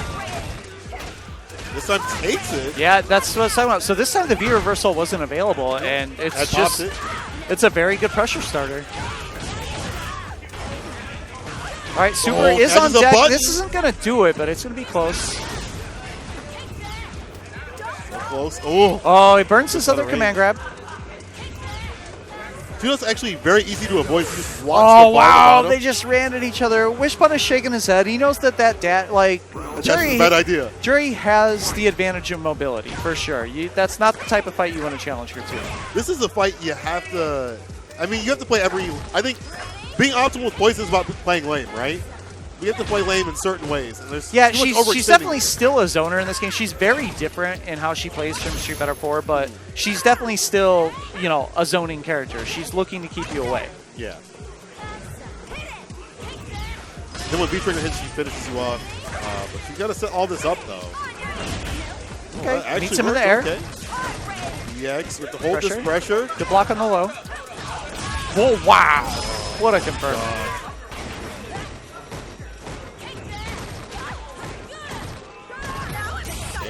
Activate, now it's my turn. EX, hold this pressure. Another one. Back dash. Oh, get back down here. Option medium punch. Oh, but whips the grab. He went for the V-trigger. This might do it. And it does. It's so difficult to call with that super. It's like, we said this so many times every time he's hit it. The damage is iffy. It's just iffy. And the gut scaling and everything else like that, it's iffy.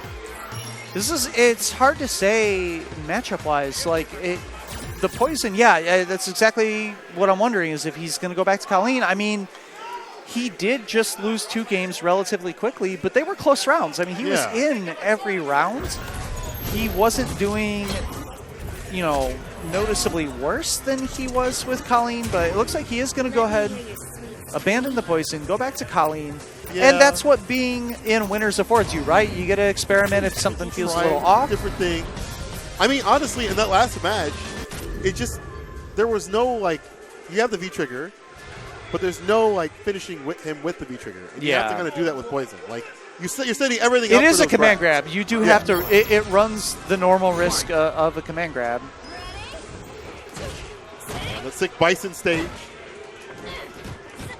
The 4 Divas in the back.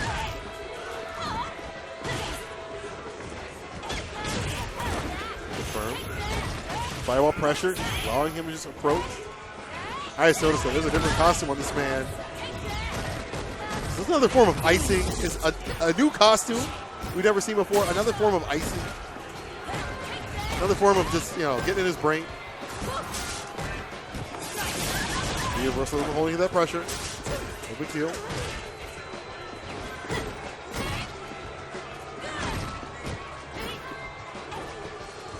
Let that V-trigger run down. No big deal. Oh, missed the anti-air. I was going to say he was letting that V-trigger run down, but this kid finds his way in, though. Counter hit. Here we go. Right, no this is still a really long road for Wish Punish. Yeah, no V-trigger means no party time. Just that bar. Oh, yeah, that was the issue. Was he had the resources, but he didn't have the help, and any challenge was going to finish that round. The pixel. There's another big jump in. Oh, no. Oh my God. Anti-air this man.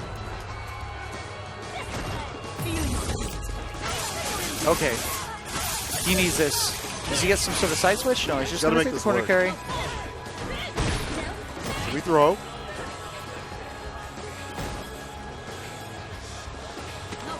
Oh my God, the delayed throw there. Smart stuff. We need to get more. Let's get more on the board here. Again, though, these throws don't do a lot. Like, look at this. He just took 3 straight throws and didn't take a whole lot of damage. Hasn't closed them out just yet. Yeah. Oh, and the super. Not enough to finish. This is going to make things pretty close. There's a chance to stock up, too. Right in front of this man's face.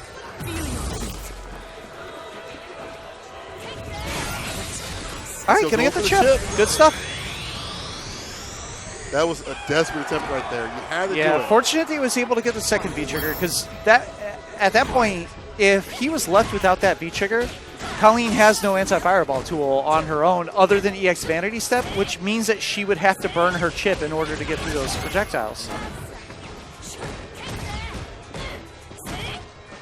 Tap to spin it, your resources like that, kind of. And rely on the second V-trigger that may not come, that you can't really control. Tall order. All right, this is a very important round for Wish Punish to see if he can bring this momentum back in his favor. Going to get the back throw. Counter hit, no confirm. Believe. Gotta believe. He's got to weather this pressure. Backs off. Both with V-trigger. Both have bar. Both can make this happen. Anti-air. How is Wish Punish going to play this? All right, V-trigger's gone for jury.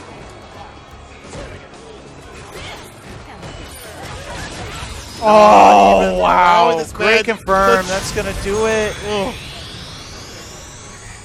Bad decision on Wish Punish's part to cancel to the projectile that afforded jury enough time. To skate right through. Man, this has been just a straight run. Wish Punish has tried characters. He's tried different styles. What can this man do right now? Close things out. This man's gotten 2 D-bar, or 2 D gauges. And keep in mind, he won game 1 in winner's side. Like, he started off well in this grand finals. He sent Just a Kid here. Yeah, this is a run back of winner's finals as well. In the first place, he's the one who put Just a Kid in the losers.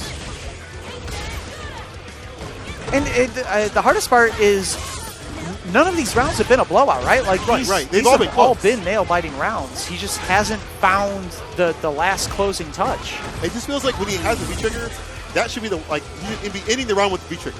Like, V-trigger should be the way, hey, I got it, I'm ending the round, you got clipped by this mix-up. But he runs out too fast. Okay, EX. Skate them into the corner. All right, anti-air. No bait for the shimmy here. Oh, hey, could have waited just a little bit longer for that to run out. Patient. I think he made not a bad decision there, because if he blocked it, the activation was going to happen anyways to make it safe. So he was just trying to back up, make it whiff, and get the punish. Still looking to close this out. This has been a crazy big run whiff punish. Man. Working him into the corner. Overhead. What? Overhead? Got hit with the overhead, but he was standing. Okay. TP whiffs. Yeah, no punish. A little too late. Good positioning here for a Wish Punish, but he's still got to find the hit. Oh, no. That's a disastrous back throw. The hard part is, even if he gets out of this corner, he's probably going to have to burn a good chunk of his V-trigger to do so. CA, this is going to get close. Not enough. On his last legs. He has the resources, but he does not have the life. This is going to be a... Yeah. Oh, the trade. And there's the trade. I'll just take it. Smart stuff for Just a Kid. Did not commit to anything too much. Just started mashing the light kick. All he needed was... Yeah. Well, what else are you going to do? You can try to CA, but that still wouldn't be enough. You still have more to climb. Good stuff to him. Taking 2 FGC meetups in a row. Man. Can someone come here? I see y'all in the chat, okay? I see Classico, I see Brian F., whatever. Come here and stop this kid from running rampant. He's too much. He's too much. But we still claim him, so good stuff to him. Yeah, good stuff to him. So that's going to be all we have tonight. I will be out at Summer Jam this weekend streaming Tekken World Tour. If you see me there, you can say hi. Then we'll be back. I don't know what's going on for next week. It's Labor Day, so we might only have casuals. It kind of depends on how the venue's feeling in terms of how much space they can allot us, because they're very busy when there's no school. Fair. So we'll see how that goes. We may or may not have a stream next Monday, but we'll definitely be back the week after no matter what. So thanks, everyone, to tuning in. That's so much. all we're going to have tonight. We will catch you next time. Have a good night.